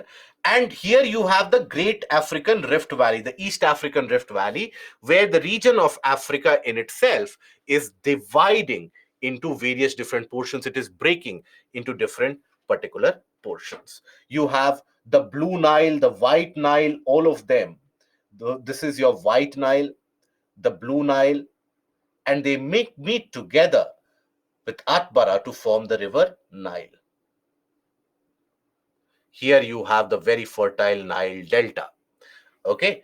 Now, in the region around Sudan, you have the Darfur area, which again has been particularly in news whenever you have conflict situations arising in Sudan. So, Darfur area is also always in news. The difference between white and blue, it has been named historically because of the coloration of it. Both of them carry fresh water only, but it has been named different. You know how certain river waters, they from far away distance they appear blue, but most of them they appear whitish. So that is the only basic difference. Here you have Lake Victoria, significantly on the Rift Valley. Okay, the East African Rift Valley, one of the large rivers of Africa, that is River Niger, drains through this area. Here you have Lake Volta, which is created by River Volta eventually. It is a large lake created. Now, Nigeria is one of the emerging economies of Africa, and Nigeria is going to emerge quite significantly more powerful in the coming days. It has got oil basically. If you have oil, well, the future is sorted. So that is the case in northern portion of Africa. Okay. Now here, Nile is the longest and Amazon is the largest. Difference basically is that the volume of water carried by Amazon is very high. And also the Amazon and its tributaries, the basin size is larger in the case of Amazon. Nile is longest in terms of absolute length. Okay. Now here, this is the continuation of the Great African Rift Valley. You have Lake Tanganyika, again a part of the Rift Valley, because as the land moves away, water body starts filling it up, right? Here you have, remember, due to cold ocean currents, the western side of the continents, they are desertified. So you have the Namib Desert, the Kalahari Desert, they are created here. Then Drakensberg is also an escarpment.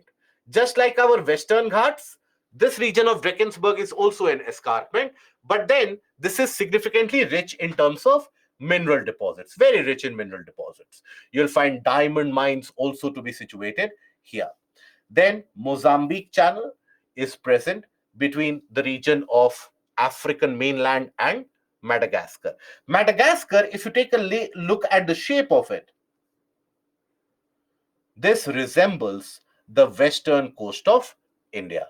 So that at one point of time was very much attached to western coast of India. Mount Kilimanjaro is the highest mountain peak in Africa with a height of around 5,895 meter, close to around 6,000 meter.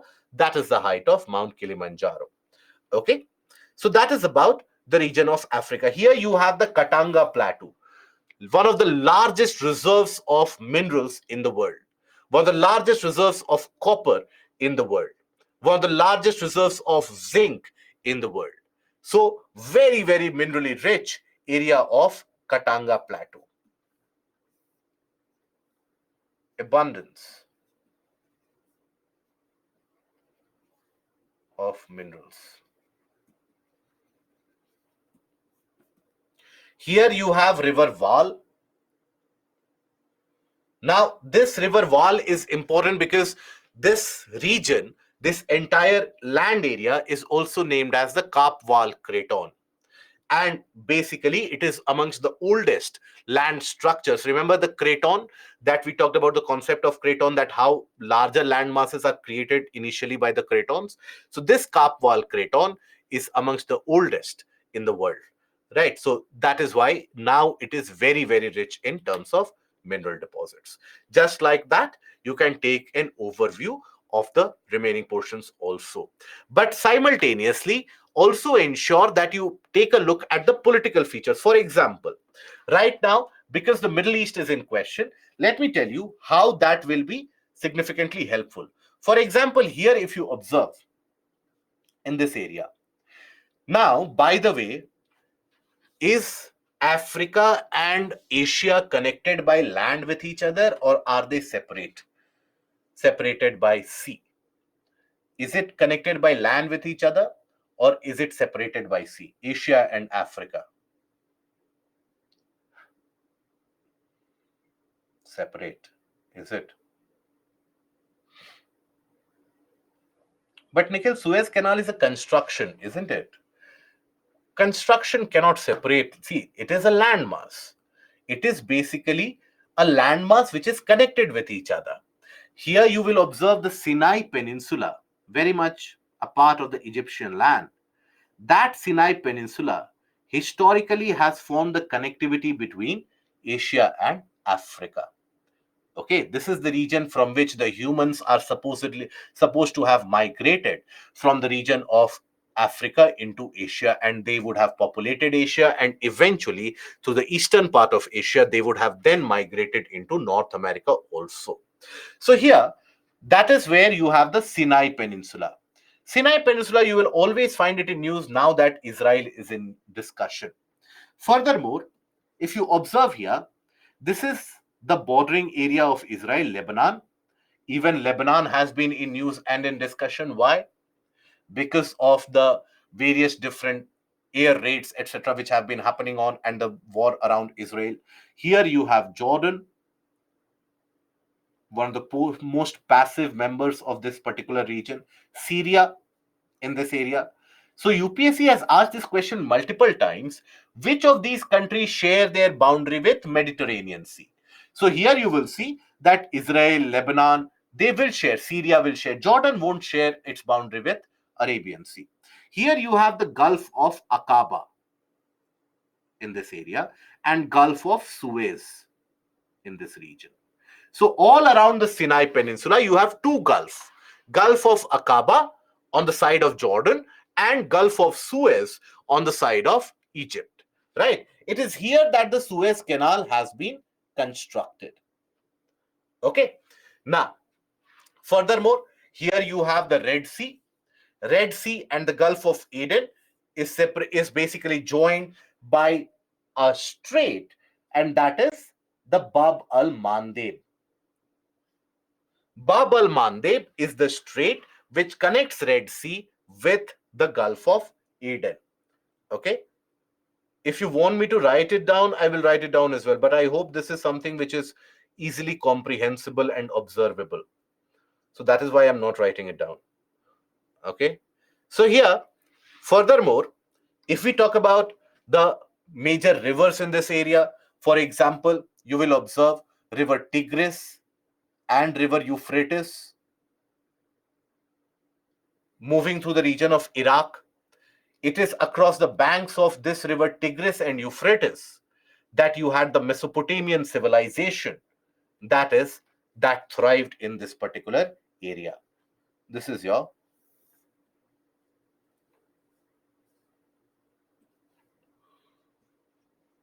Bab al Mandeb.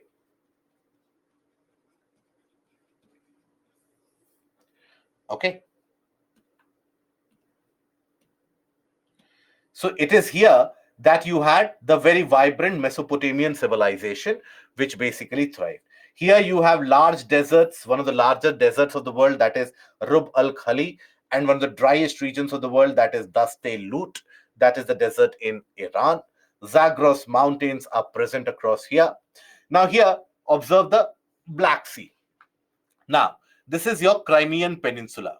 Sevastopol being the capital in Crimea, and also the headquarters of the Russian Black Sea Fleet.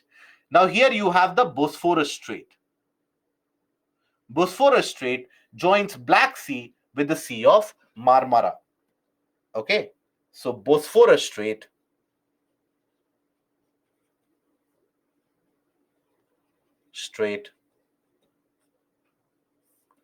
joins Black Sea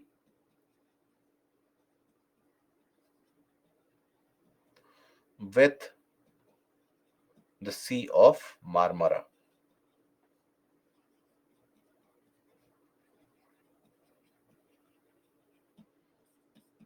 Okay, then you have the Dardanelles Strait.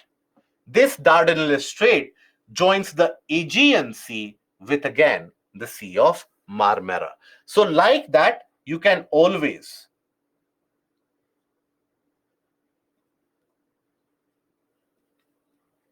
Strait, Aegean Sea, and Sea of Marmara.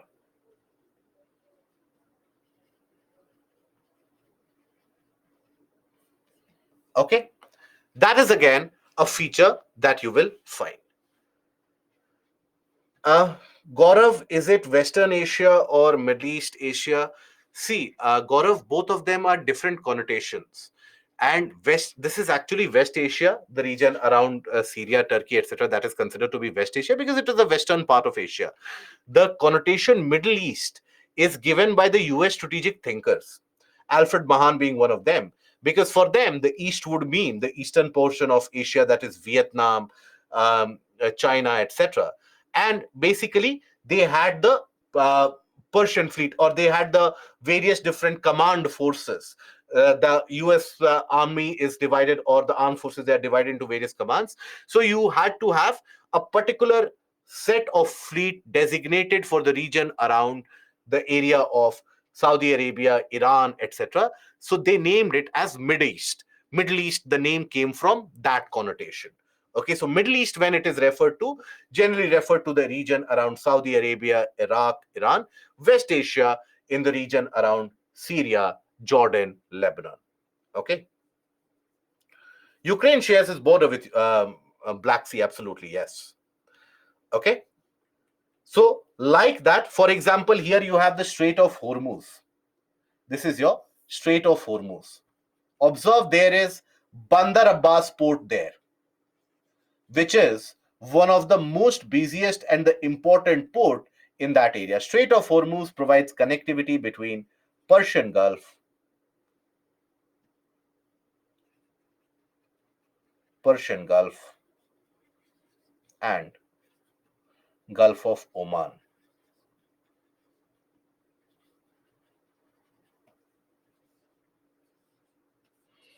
Okay, so that is the case in that region. So here you have lot of oil traffic which moves from this area, and that is where Bandar Abbas port becomes very, very important. It is here that India was constructing the and is constructing the Chabahar port, assisting in the construction of Chabahar port. India is likely to be pushed out of the Chabahar investment. Yes, that is true. Not the Bandar Abbas investment, but Chabahar investment. Abbas port is here. It is here that the Chabahar port is being established. And the aim was that from Chabahar, you have a rail connectivity all the way till Zahedan, and that will give you the entry into western portion of Afghanistan also. But since the relations with Iran have taken a downhill because we have stopped buying oil from them under US pressure, so that is why now that Chabahar port is also not happening, the development is not happening at the required pace, and China has also obviously entered. So that is why India is getting pushed out of that region. Okay.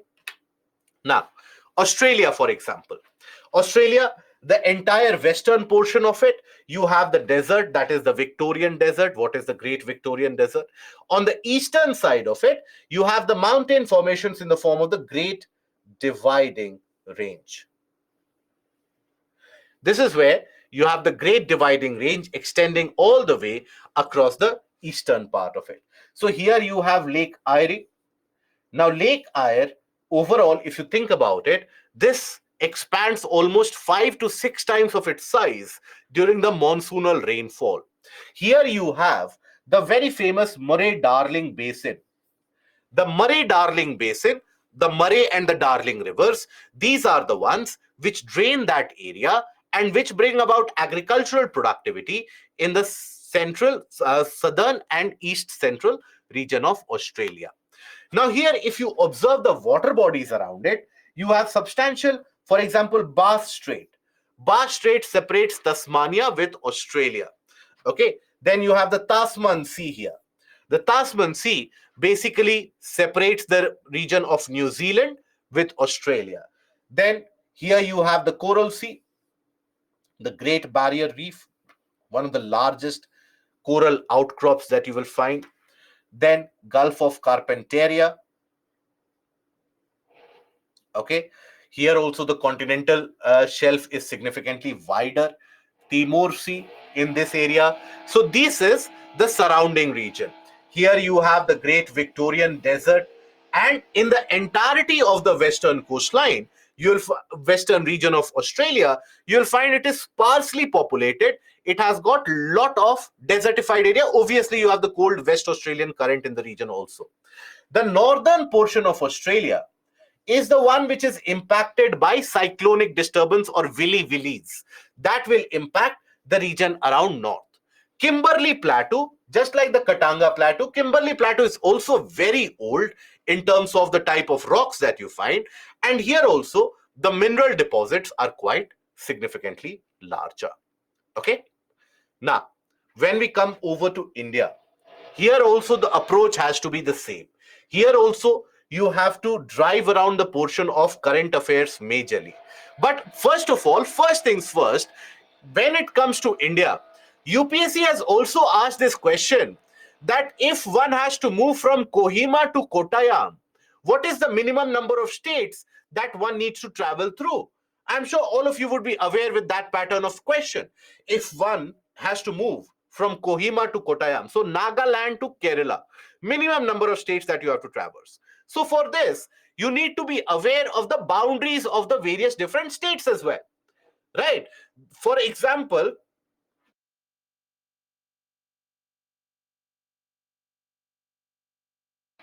excuse me. For example, when we talk about any particular state, such as, let's suppose, Madhya Pradesh or Chhattisgarh, now it shares its boundary with which other states?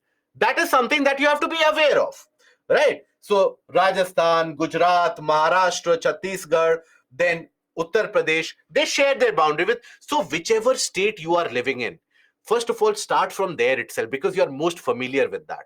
Look at the boundary states. Okay, then observe the boundary of those. Okay, so like that, you will get an idea. Okay, so for example, if you take about West Bengal, it shares its boundary, three international borders. West Bengal shares its boundary with Bangladesh also, Bhutan also, Nepal also. right? Even Arunachal, Bhutan also, Tibet or China also, Myanmar also, right? So, like that, keep an eye out for the various different types of land boundaries that can develop. And also, an eye out, for example, Tropic of Cancer, something that I've already given the list of to you during the studying or while studying the portion of physiography, the states through which the Tropic of Cancer passes through, the states through which the standard meridian passes through. Which is the state in which the Tropic of Cancer meets with the standard meridian? Do we recall that?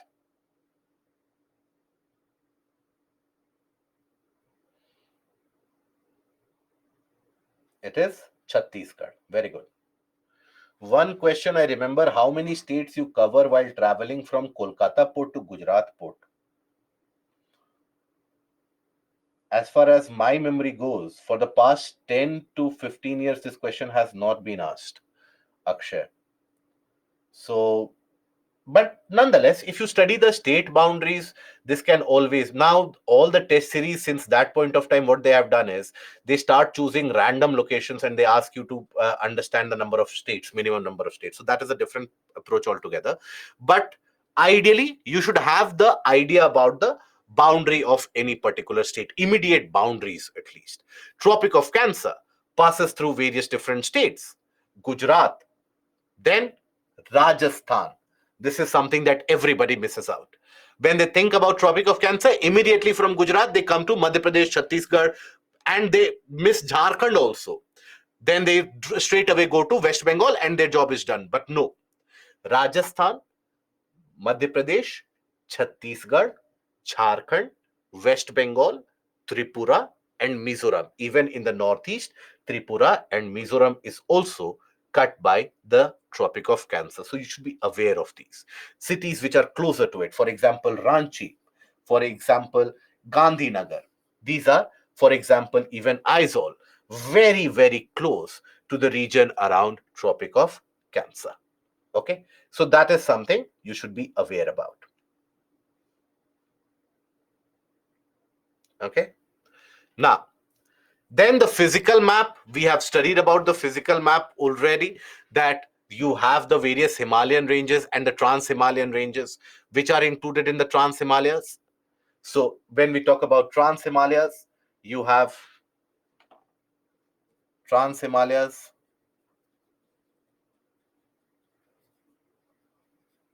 you have very good Karakoram, one of them,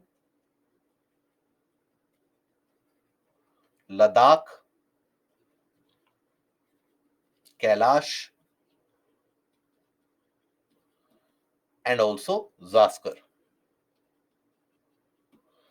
These are your trans Himalayan ranges.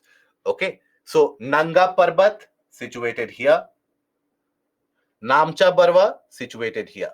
Syntactial beds happen in these areas. Okay, now then in the eastern portion, sometimes the names are quite complicated, but you have to understand that the naming is done based upon the local tribes of that area. For example, Dafla, Miri, Abor, Mishmi. That classification is done based upon the tribes of that location. You have the Patkai Bum ranges, also Naga Hills, the Baral and the Mikir ranges. So, of all the various ranges, Baral and Mikir are the ones which will have the entry into Assam as well. Okay. So, all the other ones, for example, Lushai or the Mizo Hills. So, none of these eastern hills, they have the presence in Assam other than Mikir and Baral ranges. So this kind of question can also be framed. So out of which of these ranges are present in the region of Assam? So like that, you have to expand your source. Can a question be asked on geographical regions of Manipur? Okay, that brings me to an important point. No. And why do I say so? Because Manipur has been in news for controversial reasons. UPSC will never ask you questions from those areas because UPSC has to be politically very, very correct. UPSC, if it asks you a question about Manipur, it can ask you a question about the internal situation of the tribal or the sixth schedule areas, etc., that UPSC can frame an indirect question. But a direct question about it, it will not ask. But having said that, this year in the optional paper for the mapping portion in optional, I hope you are aware that mapping is required, where a blank map is provided to you and you have to map the portion. More border crossing was asked, which in itself was unique for UPSC. More border is the border crossing between Manipur and Myanmar, which had been in news. So in optional, UPSC can take that liberty, but generally in GS, UPSC does not. And immediately after Article 370 also was revoked, everybody started studying Article 370 to such an extent that it will be asked. It was not asked. Why? Understand, if UPSC asks that question, if somehow that question is interpreted in a manner which UPSC does not intend to do, that can be a shame for the government as well, ministry involved as well, and you can have multiple correct answers for that. So UPSC doesn't want to get involved in that imbroglio. So that is why whenever you see a very controversial topic, understand, anyways, because you are confronted with so much amount of news floating around you on a daily basis, you would be aware about it, but don't start picking up information from that UPSC is going to ask from that. Maybe from an associated area it will ask, but not from that area per se. Okay, based on earthquake, definitely it can ask. Okay, northeast frontier, the highway are you talking about? The northeastern frontier highway, Akshay? So the northeastern frontier region, basically what was the NEFA region earlier, now that constituted the entire area around Arunachal Pradesh, and basically eventually you had the linguistic divisions, cultural divisions, etc., which was also done. But again, that is something you study in polity and governance. So the infrastructure part of it, that is coming under the realm of geography. That you can talk about the infrastructure being built all across this area. The northeast frontier highway, that is being built here. Here you have the Sela, the Bomdila, which will provide you the connectivity with it. Okay, now furthermore, when we come to Central Asia, or rather central portion of India, we have the various different types of divisions in terms of small hills and plateaus that we have already seen in the physiographic division. But nonetheless, what is the correct way to approach it? Ideally, you see so many names, you will get confused. But just to give you an idea, all of you know where the Chota Nagpur Plateau is. Have that as the point of reference. To the northeast of Chota Nagpur Plateau, you have the Raj Mahal Hills. Raj Mahal Hills you have studied for the Raj Mahal Garo Gap, the Malda Gap. It is beyond the Raj Mahal Hills that River Ganga takes a sudden southward bend. Remember that. Okay. And Raj Mahal Hills in the eastern part is the extent of the Peninsular Plateau. Then the Peninsular Plateau is present here in the Garo Khasi Jayantia region. So here, that is your eastern part. Now, after that, have the idea about the Vindhya range and the Satpura range. Okay, that should be understood.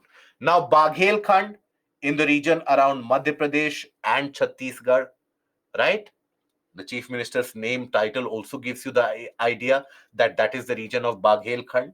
So, Baghelkhand has been asked by UPSC earlier, which tells you, and what is the question that UPSC asked? That this lies in which of these states? It had listed the various states, Bihar, uh, Rajasthan, etc. Madhya Pradesh was the correct answer for that. So that kind of a question can be asked. Here you have the Malwa Plateau, where also you will find the black soil. Then the region of Bundelkhand.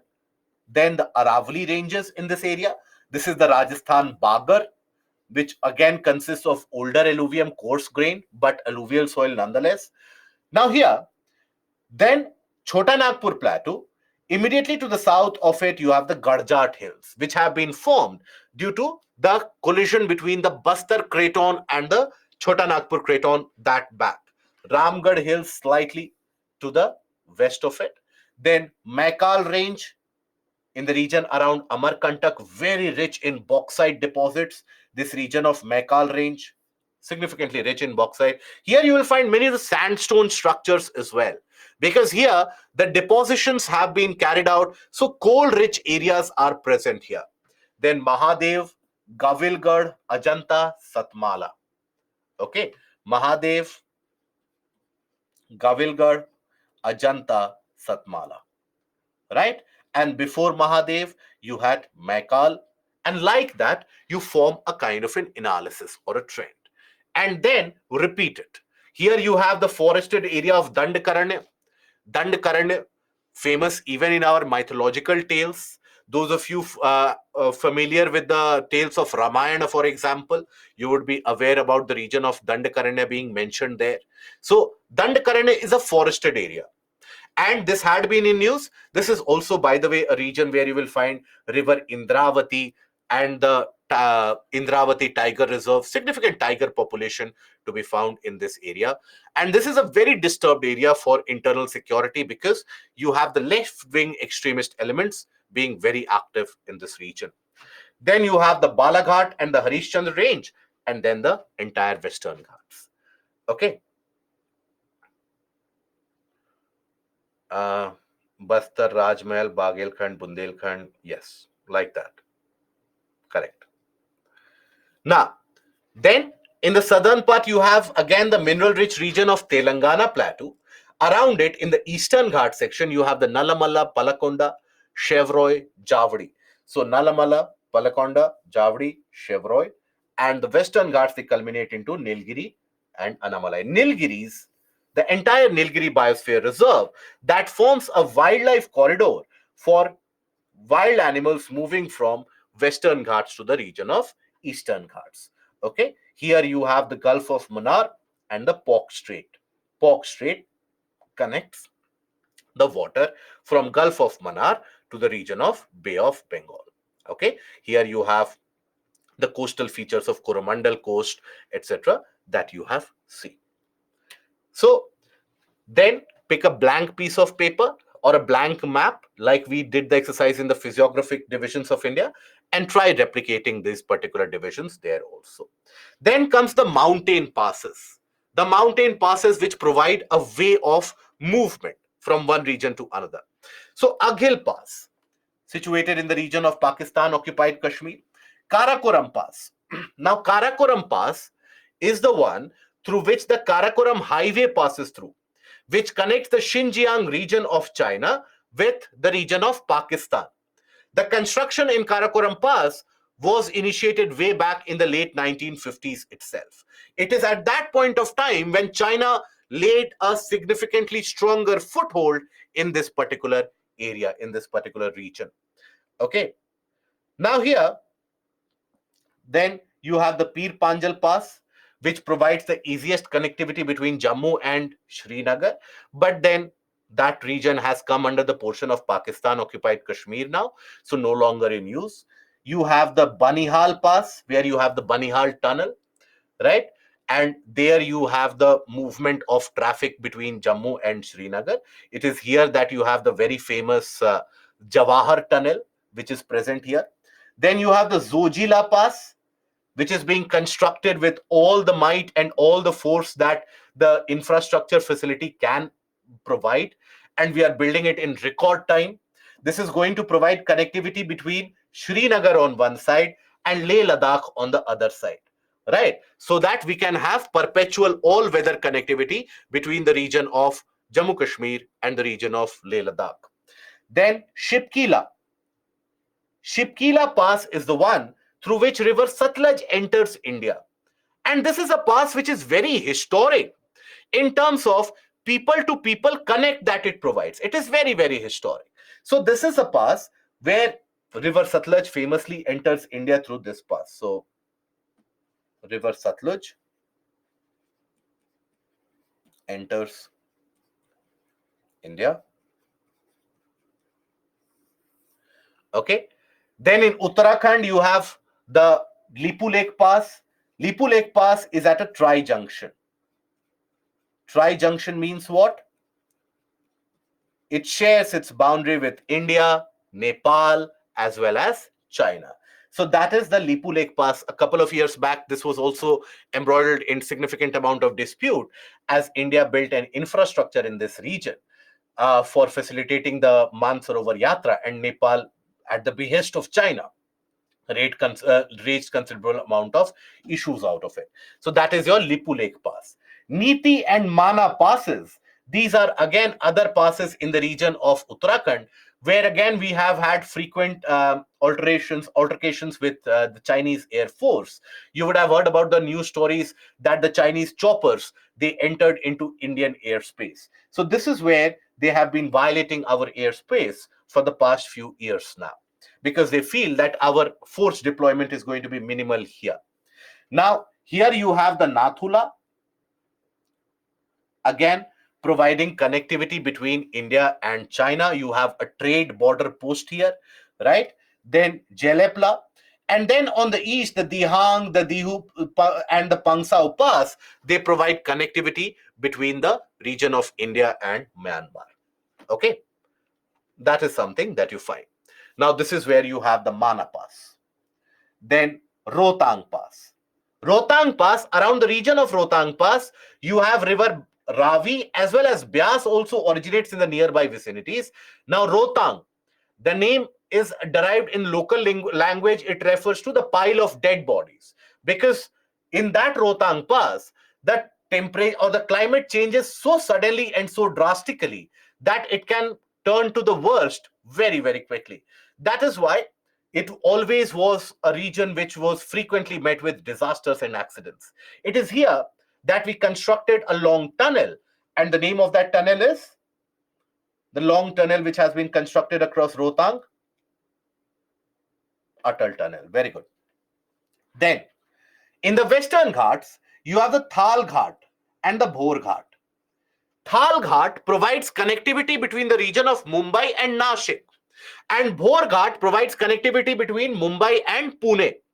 It is the presence of this Thal Ghat and the Bhor Ghat gaps which are present, which allows the Arabian Sea, moist Arabian Sea winds to enter through the Western Ghats. And that is why the region of Mumbai, the region of Pune and Nashik, despite being on the leeward side of the Western Ghats, Pune and Nashik still receive heavy rainfall and moderate climate, very pleasant climate. Whereas on the other areas on the leeward side of Western Ghat, you will observe they are very, very dry. But not the case with Nashik or Pune. Why? Because these moist winds, they enter into these areas through the Thal Ghat and the Bhor Ghat gaps and the passes which are present. It is the construction activities or construction of road across this Thal Ghat and the Bhor Ghat gaps which have ensured the industrialization of region of Nashik and Pune also. Then you have Pal Ghat and Chenkota gap, which allows the monsoon winds to come and bring rainfall in the western part of Tamil Nadu. Otherwise, western part of Tamil Nadu would have been perpetually dry. But the Thal Ghat and the rather Pal Ghat and the Shenkota gap, they allow the movement of the winds. Okay. Now they provide connectivity between regions such as Madurai and as well as Kottayam and those areas of Kerala also. Then, for example, when we come to the island regions, in island regions also, here in the island regions also, you will observe basically Andaman Nicobar Islands has been asked in the exam previously. So, what do you approach in that? First of all, take a look at the Andaman Nicobar Island. Here you have the Barren Islands. Barren Islands. Okay. This is the only active volcano which is present in India. Gaurav, wait for 10 more minutes and we will end the session in these 10 minutes. We have few more areas to look into and we'll end the session. Rather than having a break now, we will be done with the mapping in those 10-15 minutes. Okay. So this is the only active volcano for India. Now here you have the Sentinel Islands, which had been in news. Now, once you have the Sentinel Island in news, why? Because you had an American Christian missionary who went there, who wanted to go for the religious conversion of the people or the population in that area. So that is why, and he was killed by the local tribes. So the Sentinelese tribe became in news. So UPSC that year asked a question about PVTGs, the particularly vulnerable tribal groups, because that was in news. And also, it asked a question around the 10-degree channel. 10-degree channel separates the region of Andamans with the region of Nicobar. And that 10-degree channel is named why? Because the latitude 10 degree north passes through this particular area, right? Across the world, similarly, you have 38th parallel, 39th parallel, etc. All of that, the naming is done primarily based upon the latitude which actually passes through that area. Okay. Then here you have the Duncan Passage separating the region of Great Andaman to the Little Andaman, and then Sombrero Channel with the region of Nicobar Islands getting separated as well. Okay. The port cities we have already seen, major ports, east to west, the major ports is something that you should always keep in mind. You should have an idea about all the major ports which are there. So from east to west, take a look at that, from Kandla to Mumbai to JNPT to Goa, Marmagao, Mangalore, Cochin, Tuticorin, Chennai, Ennore, Vishakhapatnam, Paradeep, Haldia. Like that, form a kind of a necklace and read about that. So this is basically now Virinium port, which is getting established, which is being built. It has been inaugurated recently as well. Virinium port has been established, which will become one of the southernmost port that India has. These are the dams and the water storage structures across the country. But I would not suggest to you that learn all of these dams. Just take a look at those dams which have been in news, which have been in relevance, which have been in current affairs. Only those you should cover it out of here. Okay. Any doubts that you have up till now?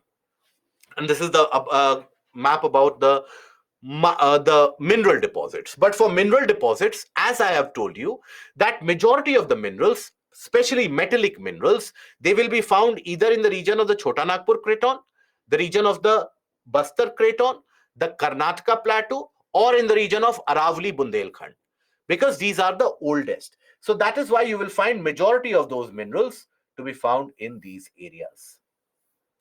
Okay, so this again is something you can cover. Okay, right?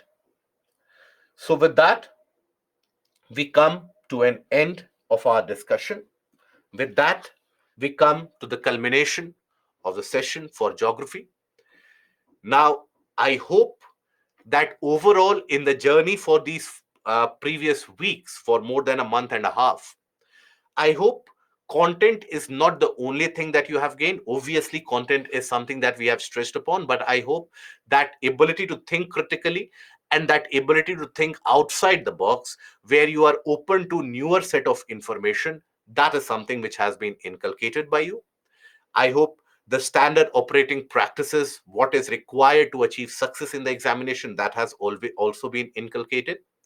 And overall, this entire journey of this 1 month and a half, while it has been riveting and interesting for most of the times, more importantly, you have to understand that the coverage of the subject of geography does require substantial amount of patience, but also procedure. Cover it one step at a time. It might happen that geomorphology absolutely might scare the hell out of you. It might happen that climatology is something which gives you nightmares. But then, rather than getting scared and leaving it midway, understand UPSC is going to give equal weightage to all the subjects. So, regardless of how good I am in a subject or how bad I am in another subject, I have to give equal attention to all of them. So, start with the basics of that. And the basic module, if you cover it from the PPT itself, more than sufficient. For your revision, what I would suggest to you, that when you carry out the revision, basically, now that the classes are over, initially initiate the revision with all the annotations of the PPT and the additional reading materials that you have. Read about that. Read about those in detail. Okay, once again, it should not take you more than 7 to 8 days if you pay attention right now. And then after that, that is your first phase of revision completed. Then the second phase of revision, you can either do a tablet video, the tablet videos that you have, you can sieve through that very quickly. Any new sort of information that is present in the tablet lectures, take in that, right? And then, other than that, if in case you don't want to watch the recorded lectures again, take the help of NCRTs. Either of them will suffice. And after that, take the test series. That's it. Any new information that you come across the test series, include that in your knowledge arsenal, in your content base. Move ahead. answer writing practice you should carry out periodically. And for example, the 5 questions, subjective questions that we give in BHLP, that is something that you should always try it out, practice it out. And whenever in any doubt, any kind of hesitation, don't worry, write a mail to me, get in touch, and we will accordingly move ahead. So, with that, I will basically end the session here. Mapping is not at all asked in GS mains, Gaurav. Okay. So, with that, I end the discussion here. Till we meet again, do take care of yourself. Goodbye. And do prepare for the examination. At the end of the day, just remember you have got a unique opportunity to prepare for this exam. Not every individual gets this opportunity. Don't let that opportunity go to waste. Otherwise, do something else in your life. But don't get overawed by this examination. At the end of the day, this is just another exam for just another job. When you lower the level of your enemy, your self confidence grows. And this is the examination which completely plays on your own self confidence. With that, I bid you goodbye and all the best for your future endeavor. Thank you. Take care of yourself.